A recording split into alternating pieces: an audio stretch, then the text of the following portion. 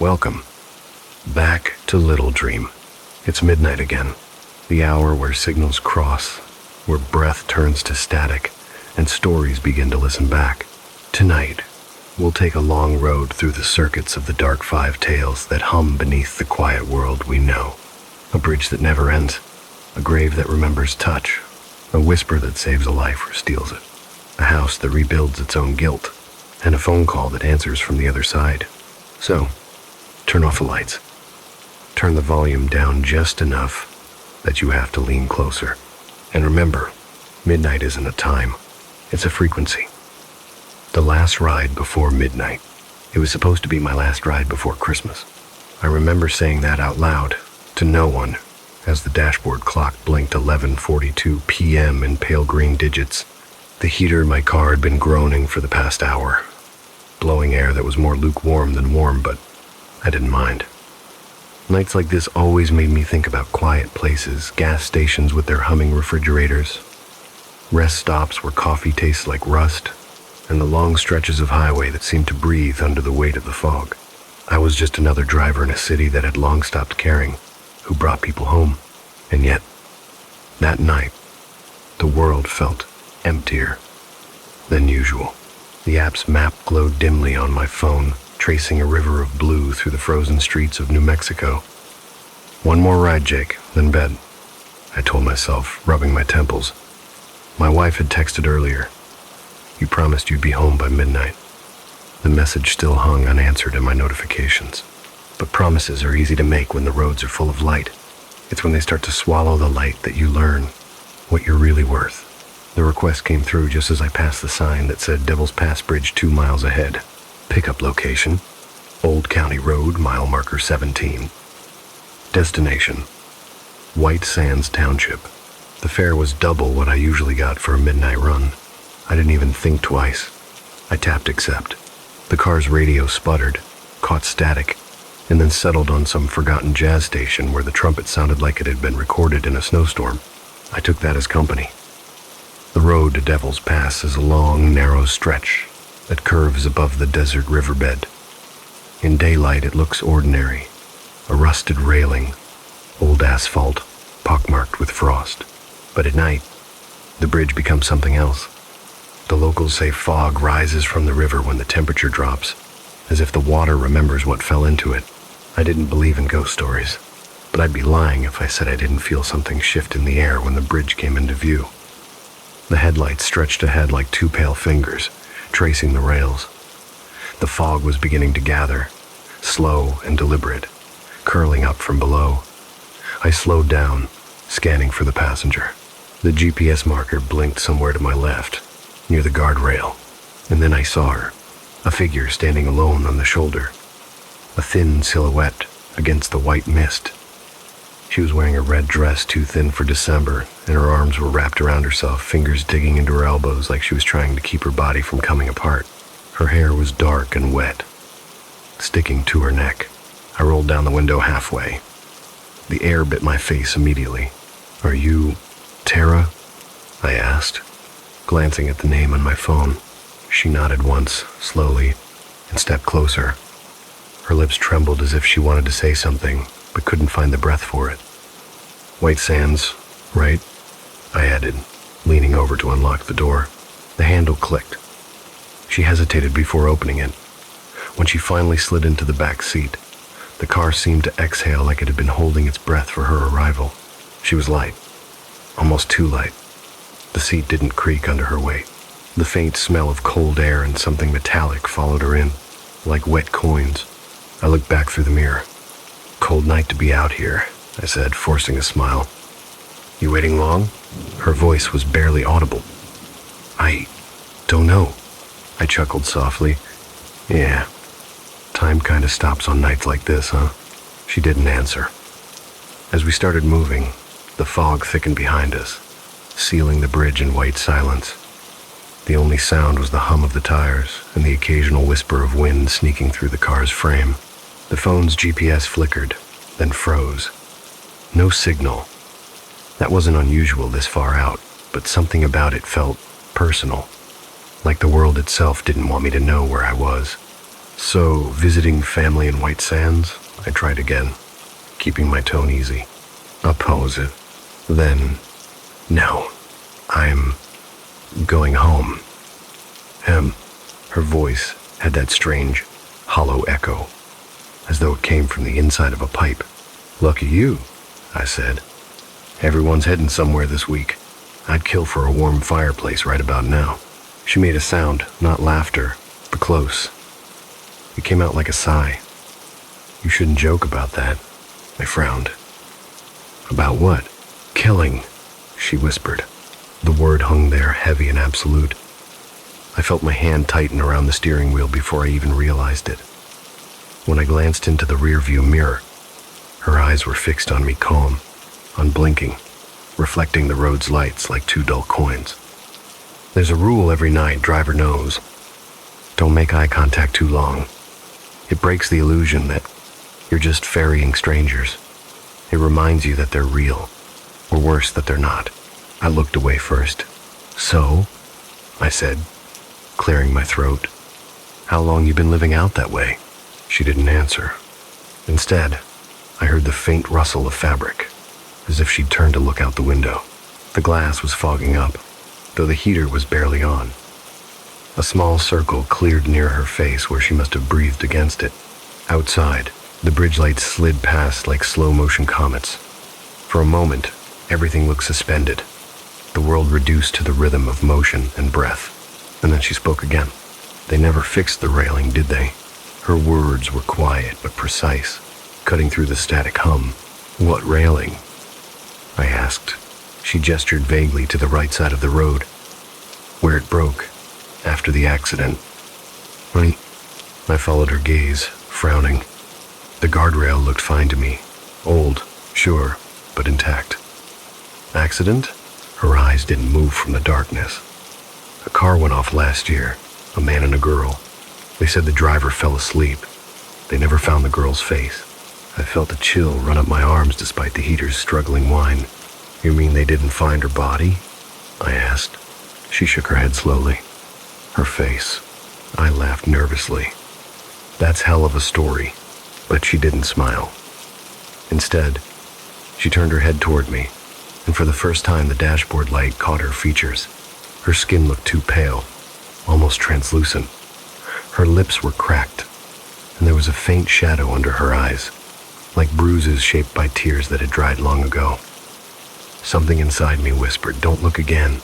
But I did, and in that mirror, just for a split second, I thought I saw her reflection lag behind, like an old video buffering a few frames too late. The car hit a small bump, snapping me back. I blamed the fog, the lights, the lack of sleep. Anything that made sense. Sorry about the roads, I muttered. They never maintain this stretch. It's not the road that's broken, she said softly. Her tone was calm, matter of fact, but it slid under my skin like a splinter. We drove in silence for what felt like a long time. The jazz station had given up to static again, and even that was fading. I could hear the engine's pulse like a heartbeat, slow and unsteady. I thought about my wife, about the text I hadn't answered, about how stupid it was to take this one last ride. And then I heard it, a faint hum. Low, steady, not from the car, like someone whispering just beneath the sound of the tires. I glanced at her through the mirror. Her head was tilted slightly downward, lips moving. At first I thought she was talking to herself. Then I realized I couldn't see her breath in the air, though the window beside her was fogged thick. "Tara?" I said, my voice quieter than I intended. She lifted her head slowly. Her eyes met mine in the mirror again. "I told him to stop," she murmured. "But he said the bridge was shorter than it looked." The words crawled through the air like frost. "Who?" I asked. She smiled faintly, and for an instant I saw something wet glint at the corner of her mouth. The man who fell asleep. The road curved sharply, and I turned the wheel too fast. The tires squealed, and the car fishtailed before regaining grip. "Jesus," I hissed, my heart hammering. When I looked back into the mirror, she was still, calm, hands folded neatly on her lap. If she'd felt the swerve, she didn't show it. The sign for White Sands 18 miles appeared through the mist. Almost there, I told myself. Just drop her off. Get home. Forget the whole thing. Maybe she's high, or lost, or grieving. People talk strange when they've been through something. That was reasonable. That was human. The heater groaned again. The air inside felt heavier, colder. I could see my own breath now. And then she whispered something so soft I wasn't sure if it came from her or from inside my own head. "Do you ever wonder," she said, "what the last thing you'll see is?" I swallowed hard. Can't say I have. "I do," she continued. "Every time I cross this bridge." I didn't ask her what she meant. I didn't want to, because just then, I realized we'd been driving for over 10 minutes, and the bridge should have ended 5 ago, but the lights outside kept repeating. The same flicker of rail and fog, over and over like a looped film reel. I slowed the car, glancing at the GPS. Still frozen. The signal icon grayed out. "Must be the fog," I muttered, though my hands had started to shake on the wheel. Behind me, she sighed. It was a small, tired sound, but it filled the car like a draft of winter air. "You shouldn't have taken this road tonight," she said. "Why's that?" I asked, forcing my voice steady. "Because," she whispered, "it's not you who's driving anymore." I turned, then reflex, fear, disbelief, and for the first time since she entered, I looked fully at her. The seat was empty. The back door was closed. The window streaked with frost. Only the faint impression of where she'd sat remained two shallow dents in the leather, slowly rising as if the car were forgetting her shape. The engine coughed. The radio burst into static, shrieking white noise, and then went dead. And somewhere beneath that silence, I heard it a soft, rhythmic tapping, coming from under the passenger seat, like the sound of coins clinking together. I didn't stop. I didn't breathe. I just kept driving until the road finally changed, until the bridge was behind me and the fog began to thin. When the lights of White Sands appeared in the distance, I felt something inside me unclench. I exhaled shakily, glanced in the rearview mirror one last time, and there, faint but unmistakable, pressed against the back window, was the shape of a handprint. Small, delicate, smudged with something dark that shimmered red in the glow of the brake lights. I told myself I was imagining it, that the handprint on the rear window was just condensation, or oil, or maybe my own blurred reflection in the glass. But even as I whispered that lie to myself, I could feel the weight of her silence sitting in the back seat like a passenger who refused to leave. The fog had thinned, but not by much. It clung to the car like a living thing, sliding across the windshield in slow, milky waves. The digital clock on the dashboard still read 11:58 p.m., the same as when I first took the fare. It hadn't changed, not even by a minute. I tapped it once with my finger, then harder. Nothing. The engine hummed in a steady rhythm, a heartbeat that wasn't mine. I should have stopped right there. I should have turned around, found a gas station, called dispatch, called my wife. But the idea of stopping on that bridge alone felt worse than moving forward into nothing. So I kept driving. There's something about driving through fog that plays tricks on your mind. The road feels endless. Your sense of distance collapses. Every sign looks the same. Every turn familiar. It's like you're not moving at all, only watching the world crawl past your windows in slow motion. The lights on the bridge began repeating in a rhythm that felt too deliberate. Two bright flares. One dark patch. Two bright flares. One dark patch. Over and over. I knew the pattern wasn't right. I'd crossed Devil's Pass 100 times. There weren't that many lamps. I leaned forward, squinting. The next lamp flickered, then died. For a few seconds, the road went black. When the light came back, I saw her again. She was standing on the shoulder, maybe 50 feet ahead, facing away from me. The same red dress, the same dripping hair, the same thin, trembling outline against the fog. It didn't make sense. Hadn't heard any door open. The road had been empty. But there she was, waiting. I slowed the car, tires crunching on the frosty asphalt. The steering wheel was slick in my hands. "Hey," I shouted through the cracked window. The the sound tearing through the cold air. "You all right? Need a ride?" She didn't move. The red fabric of her dress rippled faintly in the wind. The color looked too bright under the fog-filtered light, like it didn't belong to this world at all. When I blinked, she was gone. Not like she vanished into the fog, just gone. One frame she existed. The next, there was only air. I stopped breathing. My fingers gripped the wheel until my knuckles cracked. For a moment I thought maybe she'd step behind the guardrail, but when I leaned forward, straining my eyes, the space beyond the road dissolved into a gray blur that looked like an ocean made of dust. I pressed the gas again, harder this time. The tires spun, the car jerked forward, and I drove like a man being chased by his own thoughts. Minutes or hours maybe passed. I couldn't tell anymore. The bridge still hadn't ended. The sign for White Sands 18 miles appeared again, exactly as before. That's when I started laughing. The sound came out dry and sharp, bouncing off the windshield like metal tapping glass. "This isn't real," I muttered. "You're tired, Jake. You've been driving too long." But the world refused to agree. The radio, which had been silent since the static burst, suddenly crackled back to life. A man's voice, flat, distant, distorted, filtered through the static. "Turn around." I froze. "What?" The voice repeated, slower this time, syllables dragging like a worn tape. "Turn around." Then came a high-pitched whistle that cut straight through the cabin and died with a click. The radio went silent again. I reached for the knob, my hand trembling, and turned it off completely. The plastic felt ice cold against my skin, as if it hadn't been part of the same car I was breathing in. I drove faster. The fog thickened again, swallowing the world in a gray blur. My eyes burned from straining to see. Every few seconds, I wiped condensation from the windshield with the back of my hand, and then I smelled it. The faint, unmistakable scent of iron, sharp, clean, and wet, like blood.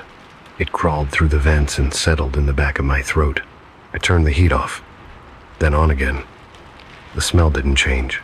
When I dared to glance at the rearview mirror, my stomach dropped. Something was sitting in the back seat. Not clearly, just a shadow, a suggestion of shape, a dark contour, half hidden by fog, that shouldn't have been inside the car. It didn't move. It didn't breathe. But it was there. "Don't," I whispered, to myself more than to it. "Don't. Look." But my eyes betrayed me. For a heartbeat, the fog cleared just enough for me to see her.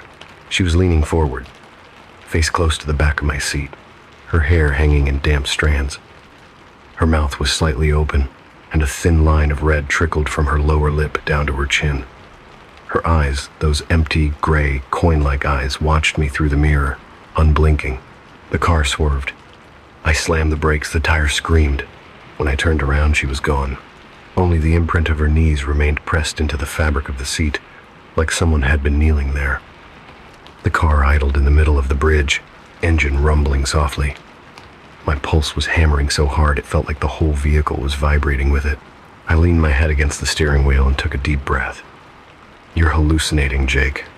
Lack of sleep, bad lighting, stress." But deep down, I knew the truth wasn't that kind, because the air had changed again. The fog outside wasn't just drifting now, it was breathing, pulsing faintly, like a chest rising and falling. Each inhale made the glass frost. Each exhale made it melt. And faintly, under that strange rhythm, came the sound of footsteps on asphalt. Not running, not rushing, just walking. One slow step, then another, getting closer. I turned my head slowly toward the side window, my mouth dry. Through the fog, a figure emerged, small at first, then clearer. Red dress, bare feet. Tara. She was walking along the passenger side of the car, her face turned away, her movements too smooth, too calm. Her hair floated slightly as she passed each window, as though she were underwater. I couldn't move, couldn't blink, couldn't even breathe. When she reached the front door, she stopped. The handle twitched once, then again soft clicks, polite, patient. Then a voice came through the crack between the door and frame. "Please, she whispered. It's cold. The way she said it, it wasn't a demand. It was an invitation. A test. Every instinct in me screamed not to answer, not to move, not to even acknowledge her. But the handle turned a third time, and the lock clicked open on its own. The door eased open with a sigh. Cold air poured in, thick and heavy. The smell of iron intensified. I felt it crawl into my lungs. She stood there, half shadow, half light, looking at me with an expression I couldn't name. It wasn't anger. It wasn't grief. It was something quieter, like recognition. You came back, she said softly. My voice broke. What do you mean? She tilted her head. You were the one driving that night. My heart stumbled. No, I whispered. No, I wasn't. And her lips parted slightly, and I saw the faint shimmer of tears, or maybe blood on her cheeks. He said the same thing. Then she stepped forward. Instinct took over. I slammed the door shut and threw the car into reverse. The tires spun wildly on the frost before catching traction, and the vehicle lurched backward down the bridge. The fog exploded around me, thick as smoke, but she didn't chase me. She just stood there in the mirror, smaller and smaller as the distance grew, her red dress glowing faintly, like a dying ember. I don't remember how long I drove like that, backward, forward, spinning around it all blurred into one endless stretch of gray. Every time I thought I was free, the same landmarks reappeared. The sign, the lampposts, the curve of railing. At one point, I stopped to check my phone again. The screen refused to unlock. The reflection staring back at me was dimly lit by the screen's glow, and behind my shoulder, in that faint blue light, was the outline of another face. I dropped the phone. The voice came again, this time from the back seat. You didn't stop for me. My throat closed. What? I waved, she said. You drove past. You looked right at me. Her tone wasn't angry. It was almost tender. I don't remember, I stammered. You do, she said. You just don't want to. I gripped the wheel, knuckles white. Who are you? She didn't answer. Instead, the air grew thick with static. The same sound from the radio, but now it was everywhere. Inside the car, inside my head, vibrating the fillings in my teeth. And within that static, I could make out whispers, hundreds of them, repeating the same phrase over and over. He fell asleep. He fell asleep. He fell asleep. I covered my ears, shouting, but the sound didn't stop. It grew louder, until it wasn't just noise, it was memory. A flash, a hand grabbing my arm, a woman's scream swallowed by metal and water, glass shattering, a flash of red, spinning through the air, and silence. When I opened my eyes, my car was parked at the far end of the bridge. The fog had vanished. The clock on the dashboard read 12 a.m. exactly. I sat there for a long time, staring at the empty passenger seat. It looked clean, too clean. No blood, no sign of her. No reason to believe any of it had happened. And yet, on the dashboard, just beneath the clock, lay a single coin, old, tarnished, the kind you'd find buried in river silt. I picked it up. It was cold, colder than anything should be. On one side was an engraving of a bridge. On the other, words so worn they were barely legible. Paid in full. My breath caught. I dropped it, but the sound it made wasn't the light clink of metal. It was heavy, hollow, like a small stone hitting water. And somewhere far behind me, echoing faintly through the night, I heard the door of the car close, as if someone had just gotten in again. When I finally started the car again, the sound of the engine felt wrong, too thin, too distant, like it was idling in another room. The headlights cut through nothing. The fog had drained away, but the darkness ahead wasn't the color of night. It was dull, metallic, like bruised glass. The clock still read 12 a.m. It should have been 1:30 at least. My phone was dead. The screen a blank gray that reflected only my own face, or what looked like my face. The reflection blinked a fraction of a second late. I told myself it was fatigue. Eyes playing tricks. But then it smiled, and I hadn't. The bridge behind me was gone. There was only road, flat, endless, washed in a ghostly glow that had no source. I drove anyway, because stopping felt like surrender. Every few minutes I caught movement in the mirrors, flickers of light, or maybe water, or maybe the faint outline of her. But when I turned, there was only the hush of the tires and the distant sound of wind curling through the cracked seal of the window. That wind had a voice in it. Sometimes it sounded like breathing, sometimes like laughter far away, sometimes like the hum of an engine struggling underwater. I tried talking out loud to ground myself. Name's Jake. I'm 32. I drive for a living. I have a wife, a house, a dog. The words echoed softly inside the cabin. The silence swallowed them whole. Then, faintly, from the passenger seat, came another voice, calm, measured, identical to mine. I slammed the brakes. The echo stopped, but the word hung there, burned into the air. I checked the passenger seat. Empty. The rearview mirror trembled slightly, vibrating with the hum of the idling motor. I stared into it too long, until my own eyes began to blur into unfamiliar shapes. My reflection leaned closer. I didn't. When I blinked, the image froze, my face still pressed against the mirror, mouth half open, eyes wide. A thin film of condensation crept across its surface from the inside, fogging it like breath on cold glass. And then, written in the mist, letters appeared one by one, trembling as if traced by an unseen fingertip. Wake up. I jerked my head away. The words vanished. The mirror was clear again, only showing me pale, sweating, shaking. I rolled down the window for air. The outside was silent, but the silence felt heavy, weighted with the pressure of deep water. I thought of the river under Devil's Pass, the stories about cars that never surfaced, the ones the current swallowed and buried beneath layers of silt. The air smelled of rust and algae. I started driving again. The road changed. The asphalt rippled like the surface of a pond. Each line of paint wavered, as if I were gliding above something alive. The steering wheel grew slick with condensation. My own reflection shimmered faintly in the windshield, ghost images from the dashboard light overlaying the darkness ahead. And then, for a single heartbeat, I saw the bridge beneath me, not above the river but under it. Pillars inverted, water rising upward like rain in reverse. The realization struck slow and cold. I wasn't driving on the bridge. I was driving through it. A shape flickered in the side mirror. At first I thought it was Tara again, that impossible red dress staining the gray. But the figure was larger, hunched, shoulders trembling.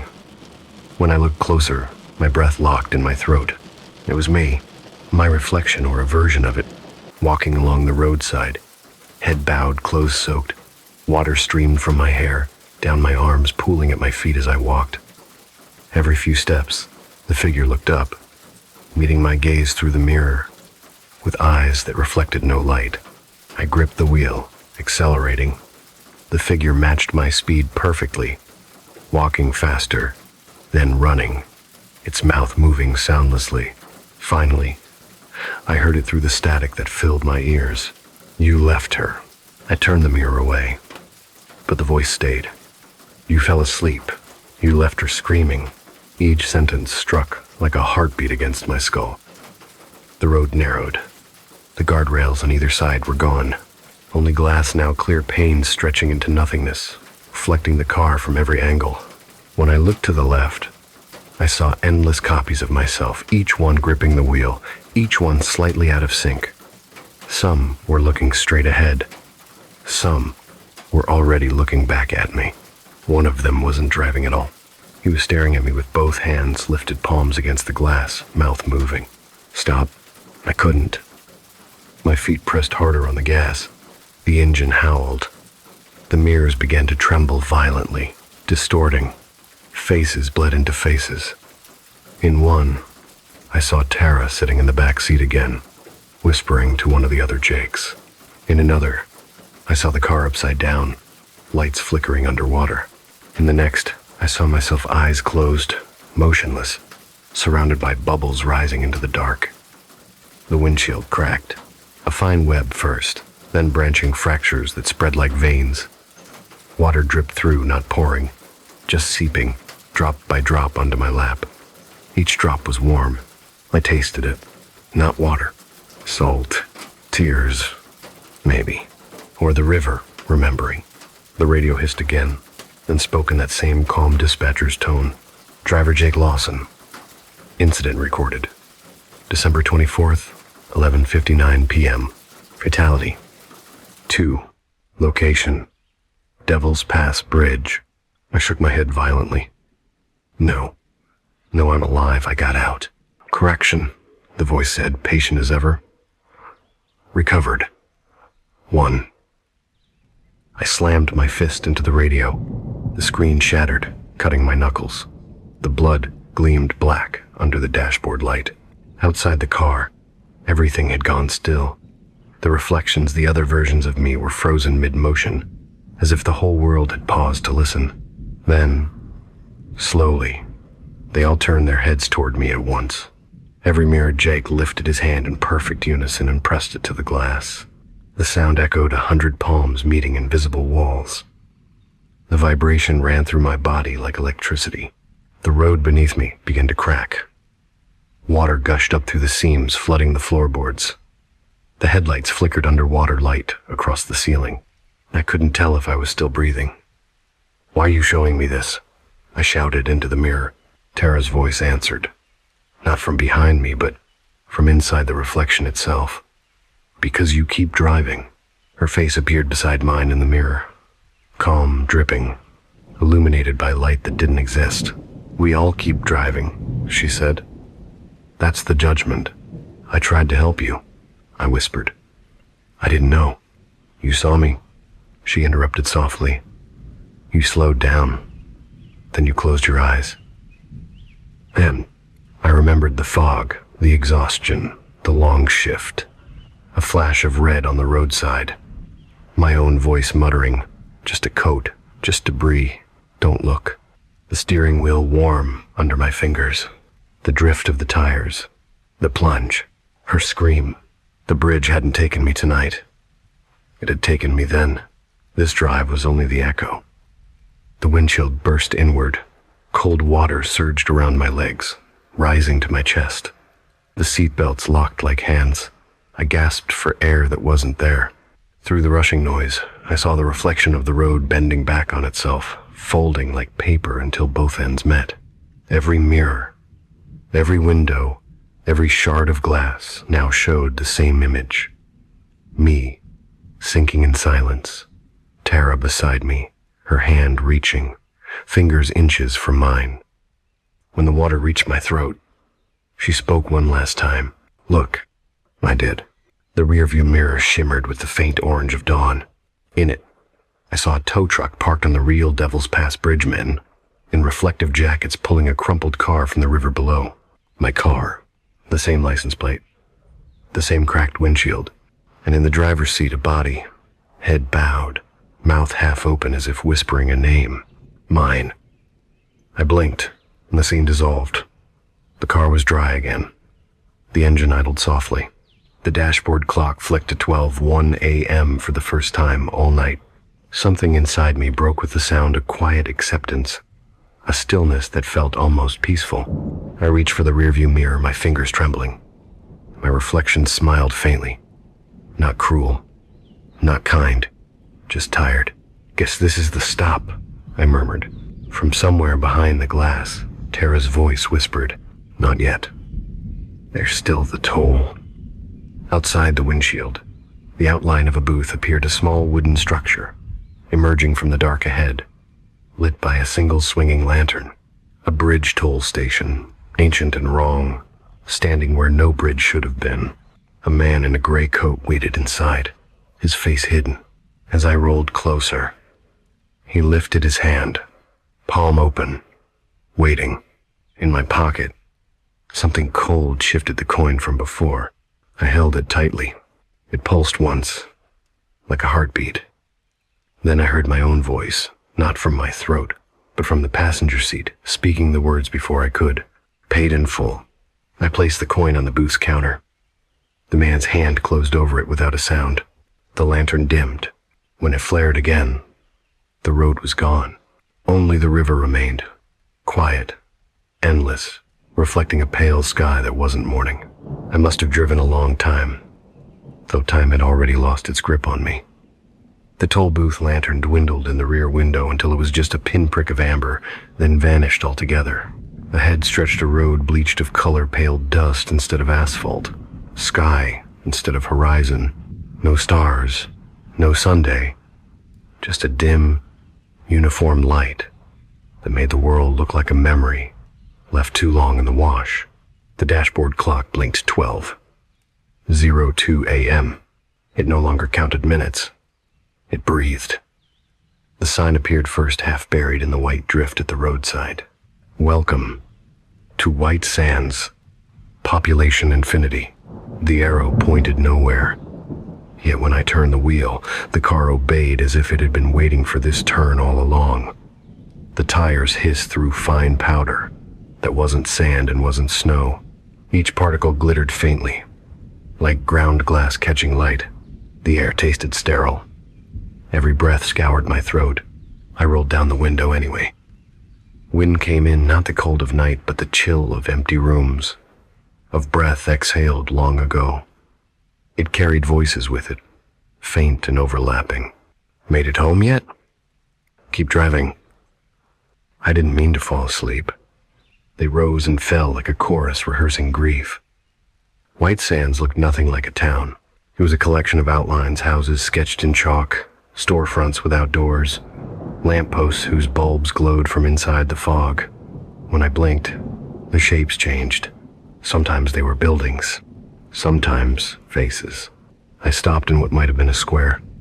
The car's engine ticked softly, cooling. When I opened the door, the sound didn't echo. It dissolved. My footprints filled in behind me as soon as I made them. At the center of the square stood a bench. A girl sat there in a red dress, hair moving even though there was no wind. "Tara?" I asked. She didn't look up. Not yet. Her voice came from far away, as if spoken through snow. I sat beside her anyway. The bench was warm, though everything around us was freezing. "Where are we?" I asked. "Where everyone ends up when the bridge closes," she said. "Some call it White Sands. Some just call it the turn." "The turn?" She pointed beyond the square, toward a road that spiraled downward into white mist. "It's where you choose what kind of ghost you'll be." I tried to laugh, but it came out hoarse. "I'm not a ghost." She tilted her head. "Then why are you talking to one?" Silence settled again, thick as fog. I looked down at my hand still cut from the radio glass, though the wounds no longer bled. The blood had crystallized, small grains of salt glimmering on my skin. "Did you ever make it home?" I asked. She smiled faintly. "Home isn't the same when you get there like this." A figure crossed the far edge of the square, an old man pushing an empty wheelchair. Another followed, holding a child's shoe. Then another, a woman clutching a steering wheel rimmed like a halo. They passed without sound, eyes fixed ahead, heading for the spiral road. Tara watched them go. They're the ones who keep driving. You can always tell they still think the road will lead them somewhere new. I wanted to ask where it actually led, but my voice failed. Instead, I stared at the powder drifting around our feet. It wasn't dust after all, it was ash, pale and weightless. Each step stirred a small storm of forgotten names. When I wiped my palm on my jeans, the gray stuck to me, glowing faintly in the lines of my hand like embers cooling. She noticed. "That's memory," she said. "Don't touch too much of it. It remembers you back." And I looked at her, really looked, and saw that the red of her dress wasn't fabric. It was color bleeding through from underneath, like blood seeping through paper. The longer I stared, the more transparent she became. "Why did you bring me here?" I asked. "I didn't," she said. "You were already on the road. I just waited where it ended." Something moved behind the storefronts. Shadows pacing, shapes forming from fog. The murmurs grew clearer. He promised. He said one more ride. He never came home. Voices I knew. My wife's laughter soft, cracked by tears. My own name spoken by people I'd driven. Strangers from 100 rides. They wove together into a single whisper that filled the square. You left. The ash rose, forming silhouettes passengers, faces flickering in and out of existence. The man in the gray coat from the toll booth stood among them now, lantern dim against the pale. He raised a hand toward me. It's time, he said. Tara stood too. You can go with him. Most do. And you? She smiled. I already paid. I hesitated. The road behind the toll collector led downward into light that wasn't sunlight, more like reflection, as if the whole world below were made of glass waiting to be broken. What's down there? I asked. Whatever you remember last, she said. And if I don't want to remember, then you'll drive until you do. She began to fade, color draining from her hair, her skin turning the same shade as the ash around us. The red of her dress flickered once, then sank into the white. I reached for her, but my hand passed through empty air that felt like cold breath. The man in gray waited, patient. His face remained hidden by the brim of his hat. Is there another way? I asked. He tilted his head. There's always the road back. I turned. Behind me, the highway stretched into the nothing I'd come from, no fog now, just endless dark. In that distance, faint lights moved, like headlights trapped in a tunnel. You can try, he said, but the bridge remembers its debts. Tara's voice echoed, thin and far. It's not you who's driving anymore. I got back into the car anyway. The door closed with a sound like the ceiling of a vault. The key turned itself. The engine roared to life, smoother than before, eager. The radio came on. Static again, but underneath it, faint music. A Christmas hymn, warped, played backward. I pressed the pedal. The car rolled forward toward the spiral, tires leaving no tracks. As I descended, the air grew bright, then darker, alternating like the slow blink of an eye. Each blink revealed something new outside the window. A stretch of highway lined with crosses. A motel parking lot, forever half lit. A river glinting like a wound. A woman in a red dress standing by the railing, smiling sadly as I passed. Each scene vanished behind me before I could breathe its name. When the spiral ended, the road leveled into a desert plain. The horizon was burning white. The car's shadow stretched impossibly long, then split in two, one going forward, one backward. The dashboard clock changed again. 11:40, 2 p.m. The beginning. My stomach clenched. No, I whispered. Not again. The GPS lit up. Alive, for the first time since the bridge. It displayed one route, glowing blue, looping endlessly between Old County Road and White Sands Township. Estimated time, 20 minutes. I slammed my fist on the screen. The line pulsed, but didn't change. The app chimed softly. New ride request. Pickup location. Devil's Pass Bridge. Passenger. Tara. The headlights ahead brightened. Though I hadn't touched the switch, a shape emerged in the beam. A figure on the shoulder. Thin, trembling, wearing red. My hands moved on their own, guiding the wheel, slowing the car. My mouth whispered the line I remembered from before. Cold night to be out here. Her head lifted. The same face, pale and tired. The same eyes catching the light like coins at the bottom of a river. But something was different now. The reflection in the mirror smiled before she did. She opened the door and slid in, the seat sighing softly beneath her. The air filled with the scent of cold metal and faint perfume. The heater came on without me touching it. I turned to speak to tell her I knew, that I was sorry, but the words caught in my throat.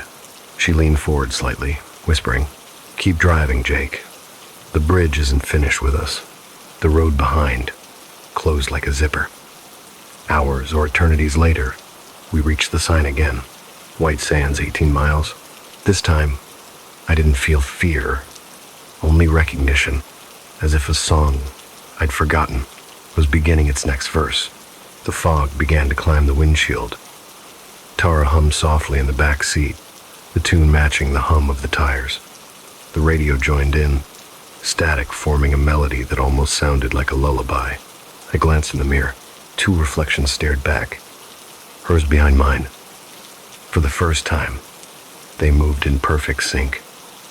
Somewhere beyond the fog, lights shimmered, rows of them, stretching to the horizon. They weren't street lamps.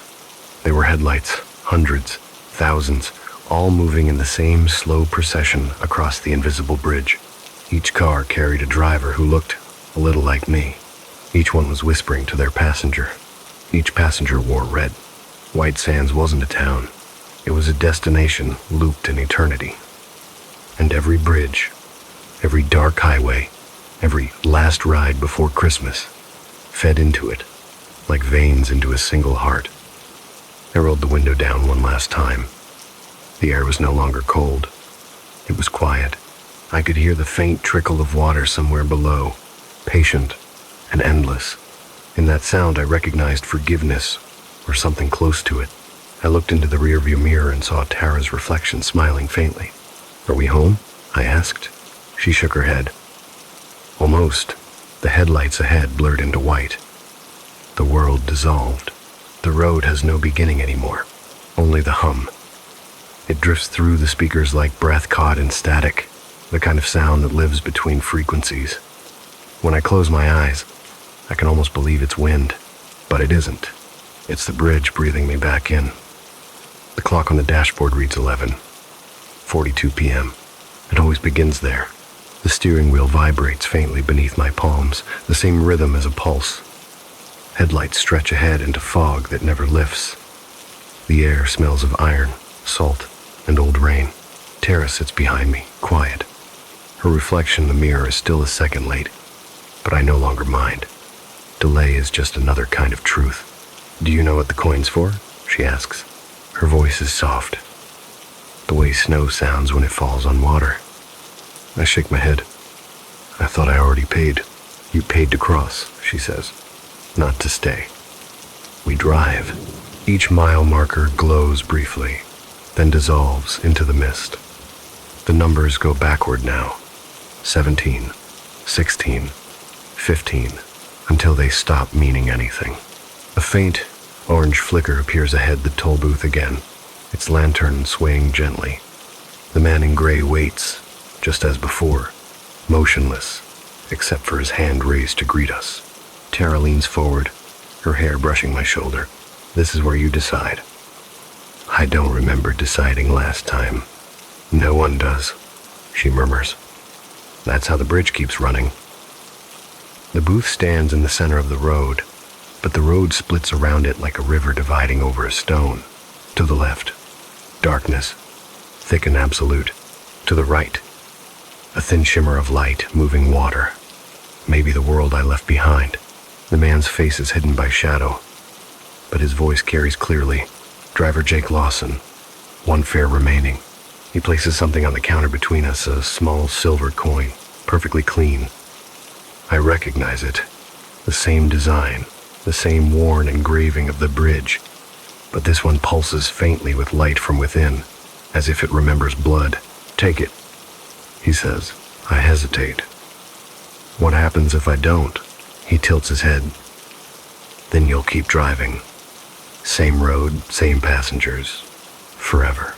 I almost laugh. Maybe I deserve that. Tara's hand rests lightly on the back of my seat. No one deserves forever.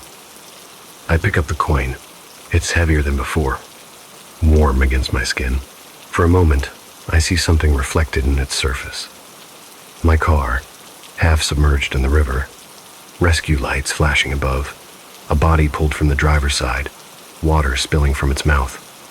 Then the image ripples away. "Where does it go?" I ask. He points toward the right-hand road, the faint light trembling like dawn. "Across." "Across to what?" "Whatever remembers you." The words sink deep. I look at Tara. "Will you come with me?" She shakes her head. "I can't. The bridge only lets one cross at a time. But don't worry." She smiles, small and strange. There's always another driver. The man in gray clears his throat softly. Time, Mr. Lawson. I turn the wheel toward the light. As the car rolls forward, the booth fades behind us. The fog thins until the air feels clear, too clear like breathing after drowning. The sound of tires on asphalt changes to the whisper of sand. Ahead, the white desert unfolds under a colorless sky. Something stirs in the passenger seat. When I glance over, the seat isn't empty. My own reflection sits there now, older, soaked, eyes open, but unseeing. It turns to me, lips barely moving. Keep both hands on the wheel. I obey. The voice isn't warning, it's ritual. The bridge's last command. The light grows until it erases horizon and shadow alike. My hands, the wheel, the dashboard all dissolve in it, and yet I keep hearing the sound of the engine, steady as a heart that refuses to quit. Somewhere within that brightness, a shape appears, a shoreline maybe, or a dock. Water glimmers beneath it, black and still. A figure waits at the edge, holding a lantern identical to the tollkeeper's. I stop the car, though the motion never really stops. The figure steps closer. It's not the man in gray this time. It's a woman, her face obscured by the lantern's glow. Her voice is the faintest echo of Tara's. I'll take it now. I hand her the coin. She closes her fingers around it, and for the first time since the crash, the bridge goes silent. When the sound returns, it's different, lighter.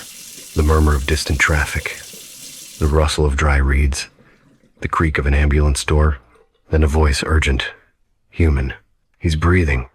We've got a pulse. I open my eyes. Cold air floods in, bright with morning. I'm lying on a stretcher, wrapped in a thermal blanket, hands trembling. The sky above is pale gold. 2 paramedics lean over me. One of them holds up a silver coin found in my clenched fist. Never seen anything like it, he mutters. I try to speak, but the words rasp out as fog. Tara. He glances at his partner. Who's Tara? I don't answer, because in the river below, where the broken guardrail gleams, a single red ribbon floats on the surface before sinking out of sight. They take me to the hospital. Report says survivor found a Devil's Pass bridge vehicle submerged, passenger unknown. They call it a miracle. I call it unfinished. At night, when the machines quiet down, I hear the low hum of an engine beneath the floor, steady, familiar. Sometimes, through the window, headlights glide across the dark horizon, even though there's no road there. Sometimes the radio beside my bed crackles once, catching a single phrase, new ride request received. Weeks later, when I finally return to what's left of my car, the tow lot attendant hands me a small envelope they found wedged beneath the driver's mat. Inside lies another coin, identical to the first, except for the engraving. This one reads, "For the next, the air smells faintly of rain and burnt rubber." I pocket the coin, half afraid, half resigned. As I leave, a woman in a red coat walks past the gate, her reflection trailing half a step behind her. She smiles at me like she's been expecting me to notice. "Cold night," she says. "Yeah," I whisper. "Cold." That evening I start driving again. Not for the money. Not even for habit. Just to see if the road still remembers me. The app pings as I pass the county line. Pickup location: Old County Road. Mile marker 17. Destination: White Sands. I laugh softly, start the engine, and let the headlights find the fog. Behind me, a faint voice hums a tune I know too well. The seat sighs as someone sits down. "Thank you for picking me up," she whispers. "Most drivers don't stop anymore." It's all right, I tell her, eyes on the road. I was heading that way. The bridge rises out of the mist to meet us. The clock resets to 11:42 p.m. The fog folds shut, and the hum begins again, steady, eternal, merciful. Somewhere deep below, coins drift through the dark water, flashing once before they sink. Each one bears the same inscription, worn smooth by the current, paid in full. The paper from the fresh mound I used to think every road after midnight belonged to me. The city's noise died past the vineyards, leaving nothing but the hum of tires and the low murmur of jazz bleeding from my phone's half-dead speaker. The air outside smelled of wet asphalt and grapes crushed too early. Sour, impatient, exactly how I felt. I'd spent the evening at a tasting hosted by a winery that thought itself European but poured syrup in a bottle and called it Bordeaux. I told them that, loudly. The host smiled with that brittle patience reserved for critics who mistake cruelty for expertise. Someone laughed, not with me, at me. I remember the burn of embarrassment blooming beneath the alcohol haze, so I drank more. And when the party blurred into slurred apologies and clinking glasses, I decided I'd had enough of everyone. Just one more road, I told myself, fumbling for my keys. Cool air will sober you up. It didn't. The highway slid under me like a ribbon of shadow. I rolled the window down to keep from nodding off. The air slapped my face, heavy with midsummer heat. I drove without thinking, chasing the thin line of moonlight that flickered along the hood of my car. A few miles out, nausea rose, sudden, undeniable. Too much red wine. Too little dignity. I pulled over by a stretch of unmarked land. No streetlights, just tall grass swaying against the fence line. Crickets sang in a relentless, metallic rhythm. Somewhere far behind, a semi's horn moaned like a warning. I barely made it out of the car before my stomach revolted. Acid and shame spilled into the dirt. My knees hit the gravel. The world tilted and spun. I wiped my mouth with the back of my hand and cursed softly. The night didn't care. When the retching stopped, I realized how quiet it was. Even the crickets had paused, as if holding their breath for me to finish. I fumbled for tissues, found none, rummaged through the glove compartment. Napkins from drive-thrus, receipts, nothing clean. The sticky residue on my hands made me shudder. That's when I sawed a piece of paper half buried under a flat stone, a few feet away. It gleamed faintly under the headlights, waxy, yellowed, edges curling, like something left out in rain. Relief overrode curiosity. Paper was paper. I crouched and tugged. It didn't come easy. The corner tore with a dry hiss, a sound too sharp, too alive. I pulled harder until the whole sheet came free with a faint pop, like suction breaking. The underside was damp, sticky. The sour smell hit me earthy, rotten. I gagged, but used it anyway, swiping at my mouth, my hands. The wax coating left a greasy film, and underneath it, faint red symbols streaked the surface circles and lines written in something that wasn't ink. When I looked closer, the flat stone I'd pried it from wasn't a stone at all. It was slate, polished, cut clean. There were letters carved into it. E something. The rest buried under loose soil. I leaned in. My head swam. The soil looked fresh, uneven, the kind of mound landscapers leave before grass grows back. A bouquet of wilting lilies lay a few inches away. Stems snapped, petals browned. Flies circled lazily in the warm air. A grave. The realization sobered me faster than any breathalyzer could. I froze, paper still clutched in my fist, half wiped, half ruined. No, I muttered. No. I dropped the paper like it burned. The crickets began again, louder now, frantic. The air turned thick with the sweet rot smell of lilies and something deeper beneath meat gone sour. Earth turned wet from the inside. A gust rose from nowhere, whipping dust into my face. I stumbled back toward the car. The headlights flickered. The radio burst into static. The static had rhythm, not noise, but words, garbled through interference. Put it back. I froze, every nerve tightening. My skin prickled as if the night itself leaned close to listen. Drunk, I whispered. You're just drunk. I kicked the paper toward the mound. It fluttered once, landed crooked over the spot I'd pulled it from, edges flapping against the soil like a wounded moth. That should have been enough. But the wind didn't stop. It built until it howled through the grass, bending the stalks flat. Dust and petals swirled around the grave. The smell thick and sweet. At first, then acrid, Then something that made the back of my throat close. Beneath the sound of wind came another. Faint, muffled, wet. A shift of dirt. A sigh. Deep and old. I took a step backward, then another. Eyes locked on the mound.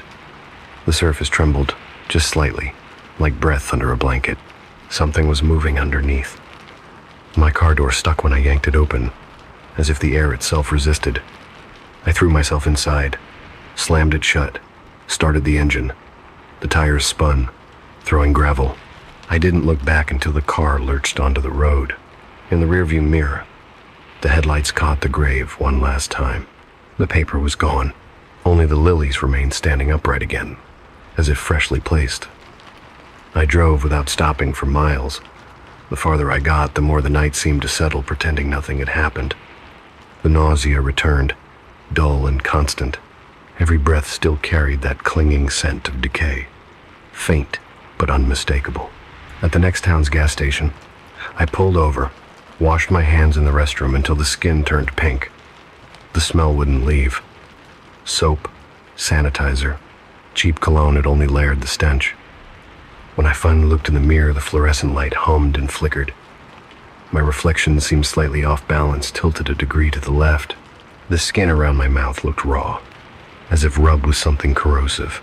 You're fine, I told myself. Sleep it off. Forget it. The man in the next stall turned the faucet, glanced at me through the mirror's reflection and frowned. "Buddy," he said, "you okay? You smell like dirt." I didn't answer. Outside, the air felt colder than before. The highway stretched empty toward the south, same direction I'd come from. The night sky above was moonless now, but the horizon glowed faintly, a pale line like breath against glass. Something in me wanted to turn around, to go back and fix it, bury the paper, apologize to whatever rested there.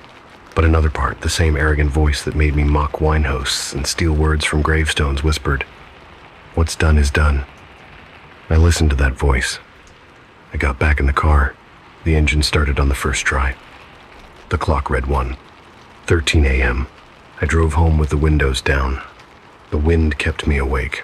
Every time I blinked, I saw that flat stone and the torn edge of paper. Every time I swallowed, I tasted soil. When I finally parked outside my apartment, the car's interior light flickered twice before dying. In that half-dark, I thought I saw a thin strip of waxed paper on the passenger seat folded neatly, like a napkin waiting for dinner. I reached for it, but it wasn't there. Only the faintest smear of red, where my fingers touched the leather. The smell came back the next morning. Not all at once at first. It was only a trace that drifted through my kitchen window. Something earthy and faintly sweet, like damp leaves rotting under rain. But the longer I stood over the sink with my coffee, the more it filled the air, until it settled behind my teeth. I checked the trash, the drain, the refrigerator. Nothing. The smell wasn't in the room. It was on me. When I raised the mug, the steam carried it that same sour-sweet perfume that clung to the wax paper. I'd scrubbed my hands raw last night, but the scent had outlasted soap, lotion, even the faint burn of alcohol wipes. I told myself it was hangover hallucination, dehydration, but when I lifted my sleeve and sniffed, the stench bloomed stronger, as if the fabric remembered better than skin. By noon, I was sweating. The apartment felt close, unventilated. I opened every window, turned on the fan. Outside, cicadas screamed from the trees, the sound metallic and endless. The TV mumbled in the background, a talk show, laughter without humor. I poured myself water, noticed the film floating on its surface, a thin rainbow sheen like oil on a puddle. I dumped it out. Something inside me whispered, "Go back. Put it back." Instead, I showered for the third time. I scrubbed until the towel came away pink. Still, when I stepped out, steam carried that smell with it, decay softened by humidity. That night I couldn't sleep. The sound of insects outside merged into one continuous note. I left a lamp on. The light felt safer, but it made the shadows sharper corners that twitched when I wasn't looking. At some point, I dozed off on the couch. When I woke, the lamp had gone out, the air dead still. I heard a noise of faint scratching, steady, deliberate, like someone dragging fingernails across a wall that came from the window. My throat went dry. The blinds hung motionless, but the sound continued just behind them. When I finally pulled the cord, the scratching stopped. Nothing outside but night, a few moths beating themselves against the glass. And yet, when I leaned closer, the smell hit me again, stronger than ever, and something smeared the lower edge of the window pane, a thin brown stain that looked like soil mixed with blood. I touched it before I could think. The texture was gritty, damp. When I lifted my finger, a single maggot writhed in the residue. He stumbled back, gagging. The window pulsed once, not rattled by wind, but inhaled, as if the glass itself breathed. Morning brought silence. No smell, no stain, no insect. Only exhaustion. I convinced myself it was a dream. Stress, overwork, wine. I even laughed while brushing my teeth, nervous laughter, but still laughter. Then I saw the drain, clogged. Not with hair, but with something pale and thin, wrinkled like damp parchment. I pulled it free. Wax paper. The same kind. The symbols still faintly visible, blurred by water, crimson bleeding into beige. I dropped it instantly. It clung to the sink, edges folding toward the center like it wanted to keep itself intact. That's when the humming started. Not mechanical, not the refrigerator or the pipes, but inside the walls. A low resonance, like a swarm trapped behind plaster. I pressed my ear to the tile. The sound vibrated through my skull. Beneath it came whispers, soft, overlapping, impossible to separate into words. Every so often, one rose clearer than the rest. Put it back. I slammed my palm against the wall. Stop. The humming ceased. The silence that followed was worse thick, listening. Something dripped behind the plaster. 1, 2, 3 drops. Then the faint scrape of movement heading downward, toward the floor. I grabbed my keys and fled. Outside, the summer heat hit like a blow. Even the air seemed rotten, saturated with that smell now. The street shimmered under the sun.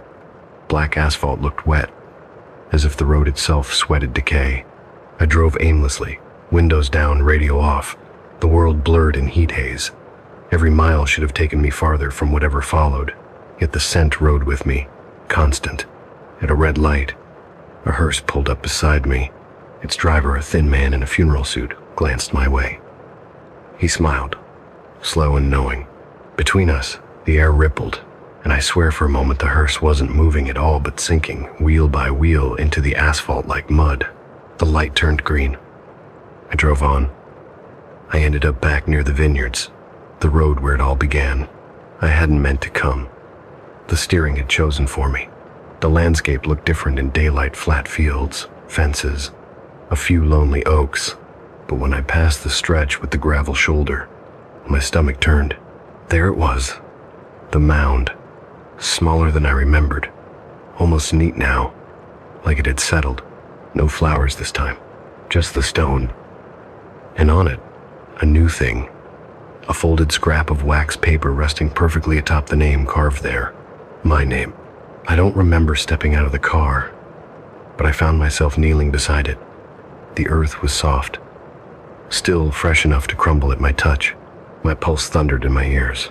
The paper's red symbols had bled into the letters of the engraving, veins across my name.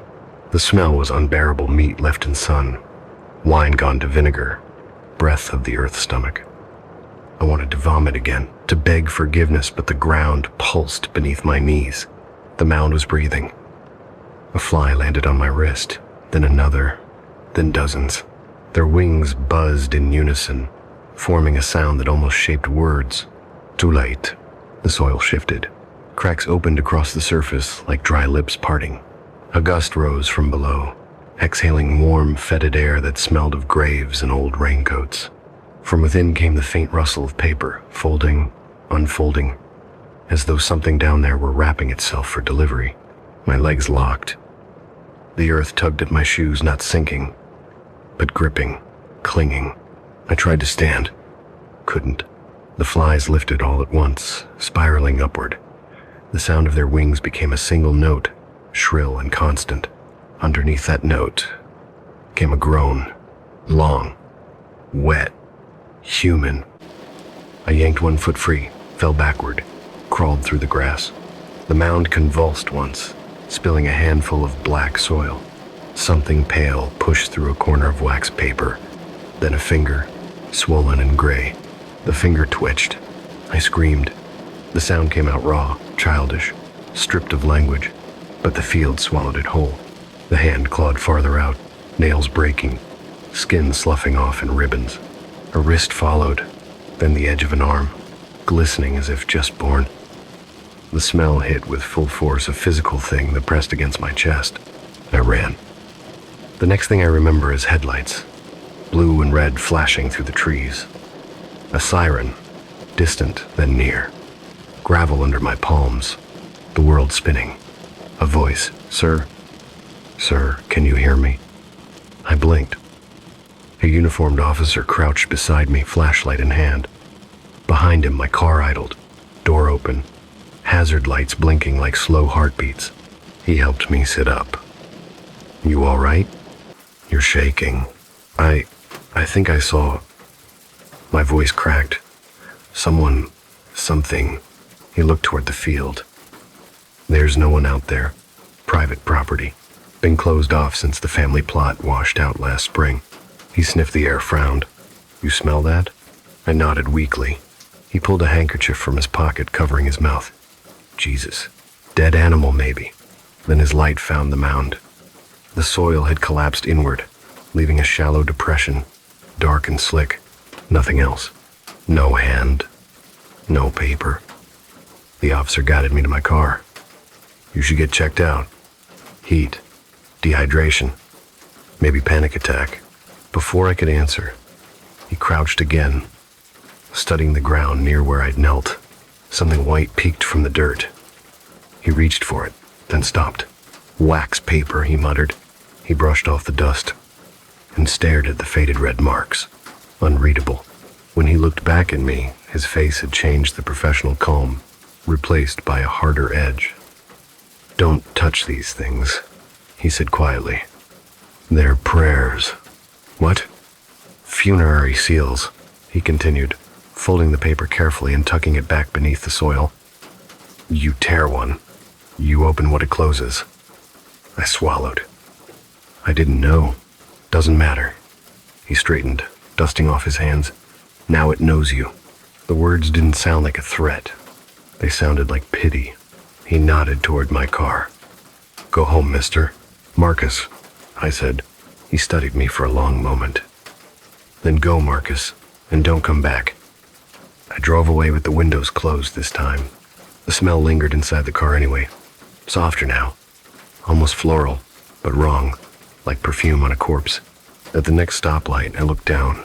On the passenger seat lay a folded square of wax paper, clean and dry. The red markings glowed faintly, lines forming something that looked like a mouth. When I blinked, it was just paper again. I kept driving. Behind me, the siren faded. Ahead, the air shimmered as if heat rose from fresh-turned soil. And for the first time, I understood what the smell really was. Not rot, not decay. It was breath. Something under the earth, exhaling my name. When I came home that night, the apartment felt heavier than it should have, as though the walls had inhaled while I was gone and were holding it. The lock stuck. I had to shoulder the door open. The moment the latch gave, the air met me like a hand pressed over my mouth, warm, wet, and foul. Not garbage, not mold. Something older. Soil that had tasted blood. I stood there, keys still in the door, and listened. The hum of the refrigerator had slowed to a kind of pulse. The ceiling fan ticked unevenly, blades dragging through heat. From somewhere beneath the floorboards came a soft, patient sound, like the settling of sand. I told myself buildings make noises, that everything living expands and contracts. But the smell moved when I did, following me down the hallway as if it had lungs. In the bathroom mirror, my face looked the way it had when I leaned over that grave. Grayed out, eyes sunk. The pupils trembled. When I wiped at the steam, another fingerprint appeared from the other side of the glass, matching mine perfectly, but slower. I left the light on and shut the door. In the kitchen, the tiles were sweating. Each grout line glistened with moisture, the way soil shines after being turned by a shovel. I pressed one toe against it. It gave slightly, soft, not ceramic at all. Something underneath shifted. A hollow knock, then another, then a faint crack. From the crack, a thread of air rose, carrying that same smell, the breath of the mound. I backed away until I hit the counter. Sleep became impossible. I drifted between awareness and fever, hearing movement in the walls. Scratches at first, then the crawl minute, relentless. Once, while half asleep, I felt the mattress depress beside me, slow and deliberate, as though a body had rolled into the hollow of my own. I didn't open my eyes. I knew what I'd see. Instead, I whispered, "Please, I'm sorry." A breath brushed my ear in answer. It was warm, and it smelled of wet paper. Morning brought flies. Dozens at first, then hundreds. Black commas against the white curtains. They gathered on the ceiling like a stain that had learned to buzz. When I waved them off, a few dropped to the counter, heavy and slow, their wings coated with dust, the color of grave soil. I killed one. Under my palm it burst with a tiny pop, and what oozed out wasn't blood, it was clear, syrupy, glinting like melted wax. I stopped touching them after that. The buzzing became a language. Between the droning, I could hear the shape of syllables, a voice mimicking the officer from the field. "Now it knows you." I covered my ears, but sound doesn't care about barriers. It finds the holes it needs. By the third day, the sink refused to drain. The water turned cloudy, then brown. I unscrewed the trap and gagged. Something was wedged there, soft, slippery. I hooked it out with a spoon. Wax paper, folded into a shape like a tongue. When it hit the counter, it unfolded itself, stiffening as it dried.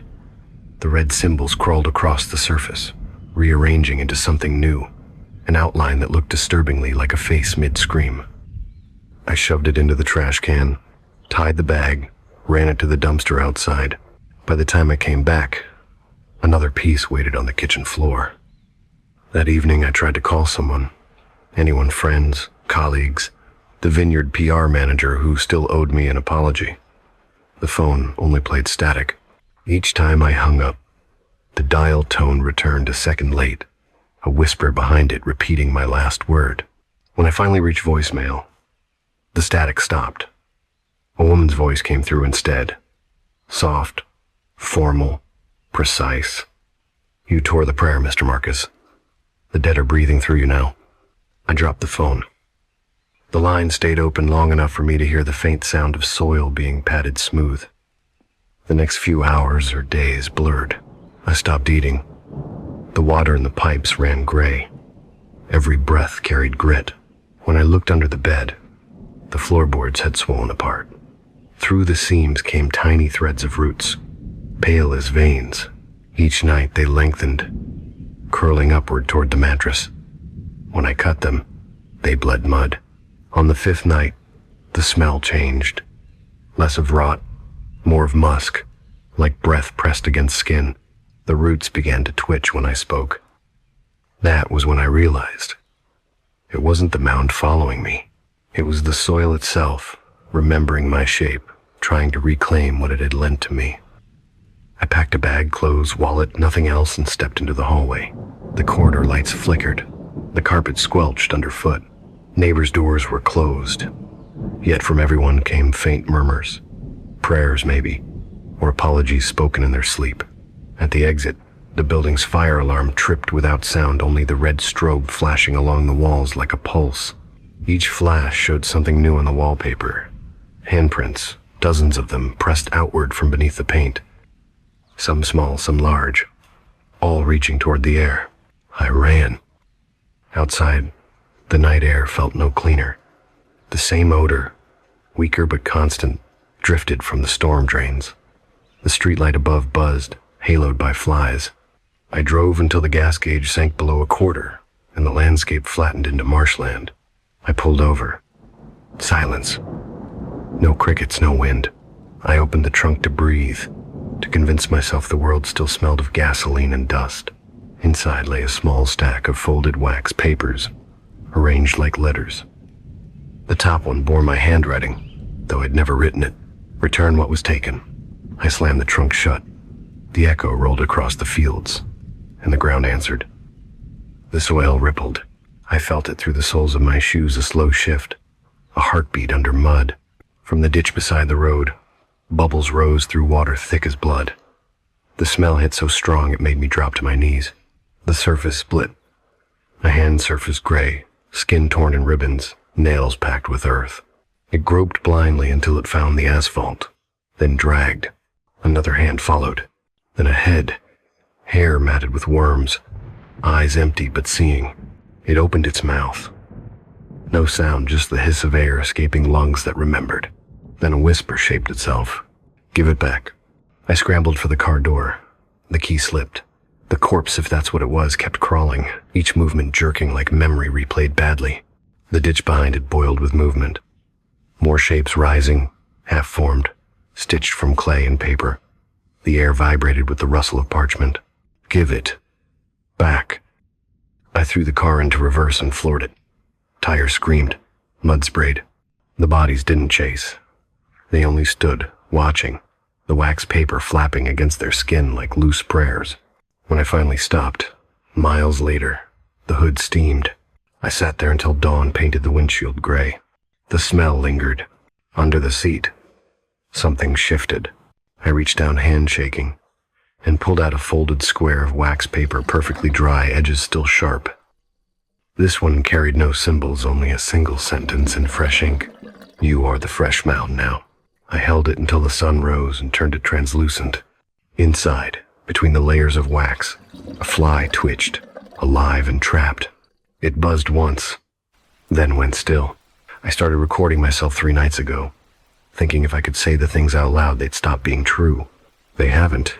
There's dirt under my nails again. I scrub. It comes back.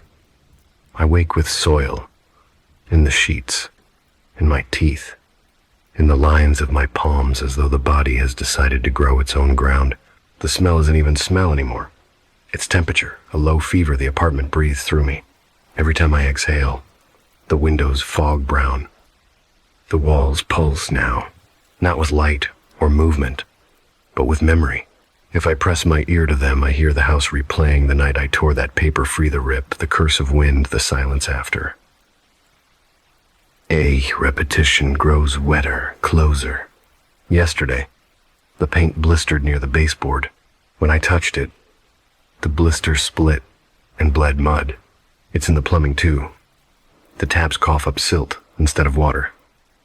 When I pour it away, the residue dries into shapes of fingers, 5 at first, then more, overlapping, reaching. The apartment is remembering hands. I've stopped wearing shoes. They were too heavy. And the floor is soft now, a carpet of soil that rises when I walk. It wants skin. It wants contact. At night, I feel something tracing my ankles, patient as breath. Once I caught a glimpse in the mirror, my own footprints filling themselves in behind me, as if another pair of feet were walking just beneath the surface, following the exact rhythm of mine. I tried to leave yesterday. The door wouldn't open. The knob turned, but the hinges exhaled dust and closed again. Polite. Final. The house isn't a house anymore. It's a lung. I've been dreaming with my eyes open. Last night, I saw the mound from the road blooming in the corner of my living room. The rug bulged. Wallpaper peeled back to reveal wet clay. From it, a hand began to form, not erupting, but assembling, finger by finger, bone by remembered bone. It looked like mine. Scar on the knuckle, crooked nail on the thumb, even the small burn from the night I overpoured a candle. The hand flexed once, then stilled. Palm upward, waiting. I didn't touch it. I couldn't, because when it moved again, the movement matched my own exactly, delayed by a heartbeat.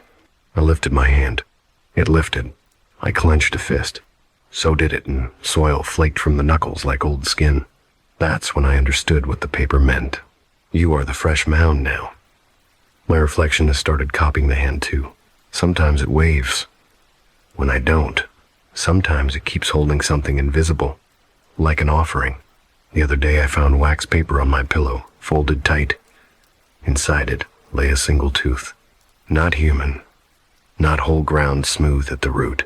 When I held it up to the light, I saw my fingerprint pressed into the wax, deep and red. The paper pulsed once, a heartbeat, then fell still. I keep it on the table beside me. It feels wrong to throw away prayers, even the kind meant to bury you. Today the insects came back. Not flies this time, beetles, translucent, the color of candle wax. They crawl from the cracks, dragging threads of soil like veins behind them. They gather near the hand in the floor, nesting around its wrist. When I step closer, they part, revealing that the arm has grown longer up to the elbow now, skin stretched over soil that still moves beneath. Each time I breathe, its fingers twitch. I spoke to it once. I said, "If I give it back, will you stop?" The hand stilled. Then one finger lifted and pointed toward my chest. I can feel it there, the same rhythm under my ribs, a second heartbeat slower than mine. It doesn't hurt. It remembers.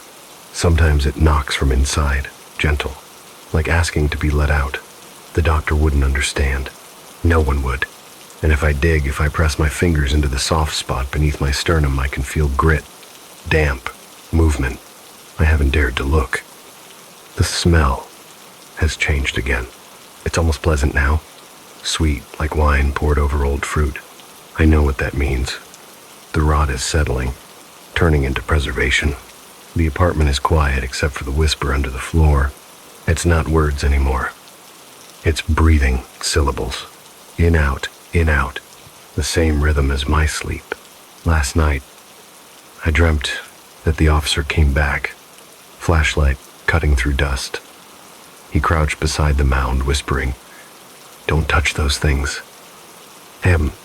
Then he reached down and touched anyway, and when he looked up, he wore my face. I think the mound wants to be whole. It wants its prayer sealed again, and it can't do that without the hand that tore it. My hand. So it's taking it back. The skin on my right wrist has darkened, veins thickening like roots. When I press my thumb to the pulse there, something presses back from inside. The fingernails have turned pale, not white, but translucent, as if light is trying to shine through from the other side. Every few hours, they fill with dirt. I've stopped cleaning them. Tonight, the hand in the floor is nearly free. I can see the shoulder forming, collarbones sculpted from soil. Each breath I take makes it rise higher, as if the air I exhale feeds it. The wax beetles circle it like priests. I'm so tired. I want to lie down beside it, let the soil cool the fever.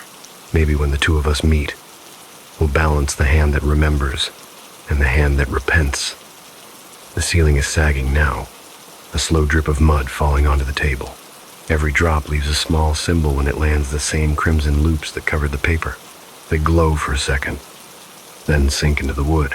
I can hear whispers inside the beams. They're calling names not mine alone. All the names that ever crossed that field, every careless traveler who mistook holy ground for dirt. A litany of arrogance. The chorus builds until it becomes wind again. The same wind that followed me from the vineyard. The one that tore through lilies and carried the first breath of the grave. It rushes through the apartment, blowing the wax papers off the shelves, off the table, off my skin. Each one lands on the mound in the floor, sealing it one by one, overlapping like scales. The hand relaxes. I should be afraid. I'm not. Relief floods me, warm and thick. The soil at my feet ripples, softening. The color of my wrist matches it now, same hue, same damp sheen. I sink to my knees. The hand rises to meet me, palm to palm. The contact is cold, tender. Its fingers fit perfectly over mine, filling every gap like memory, completing a gesture.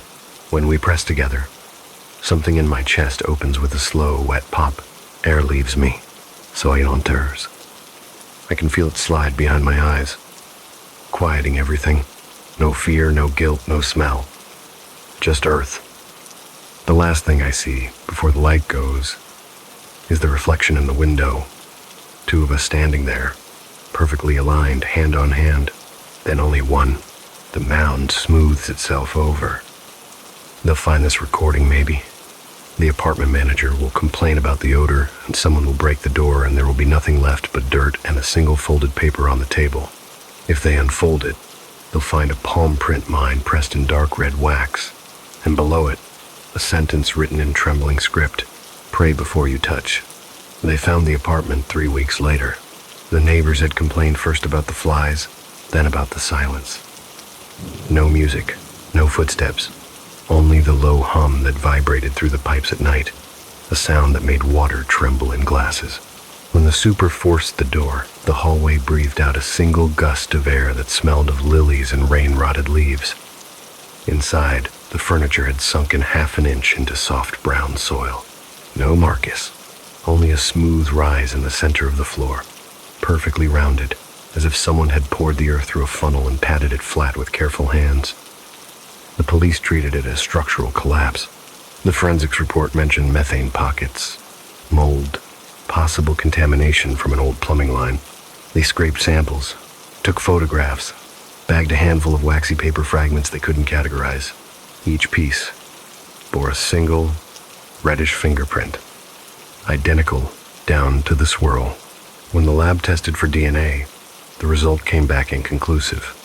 Too much organic interference, the tech said, as if the sample remembered too many people at once. The case file ended in a single sentence: occupant missing, presumed deceased. But stories leak faster than reports. The maintenance crew told theirs to the bar across the street before sunset, how they'd heard whispers coming from the vent, how the floor looked freshly turned, how one of the workers swore he saw a handprint rise in the dust and fade before he could take the photo.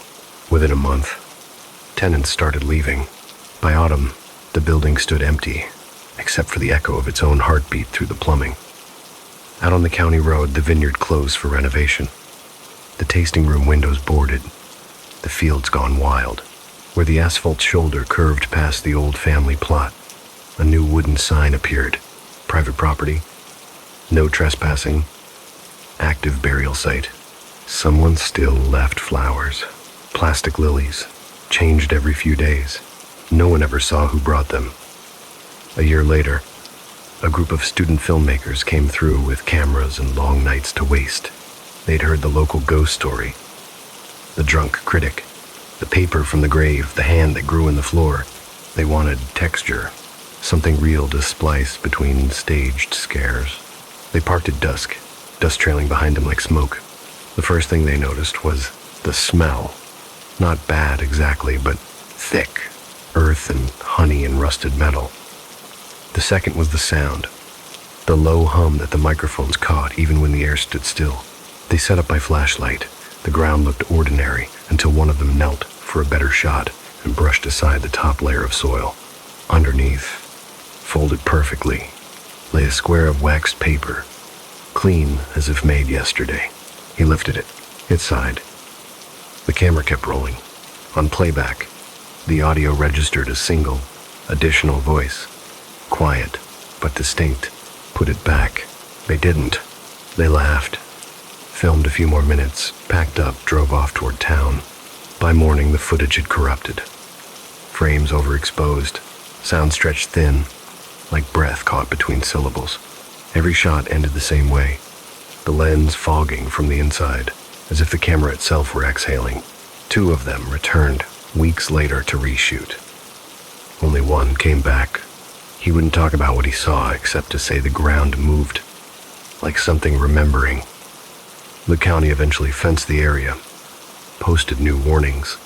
Local kids still dared each other to climb the gate, to touch the mound and feel it beat. Some swore it was warm.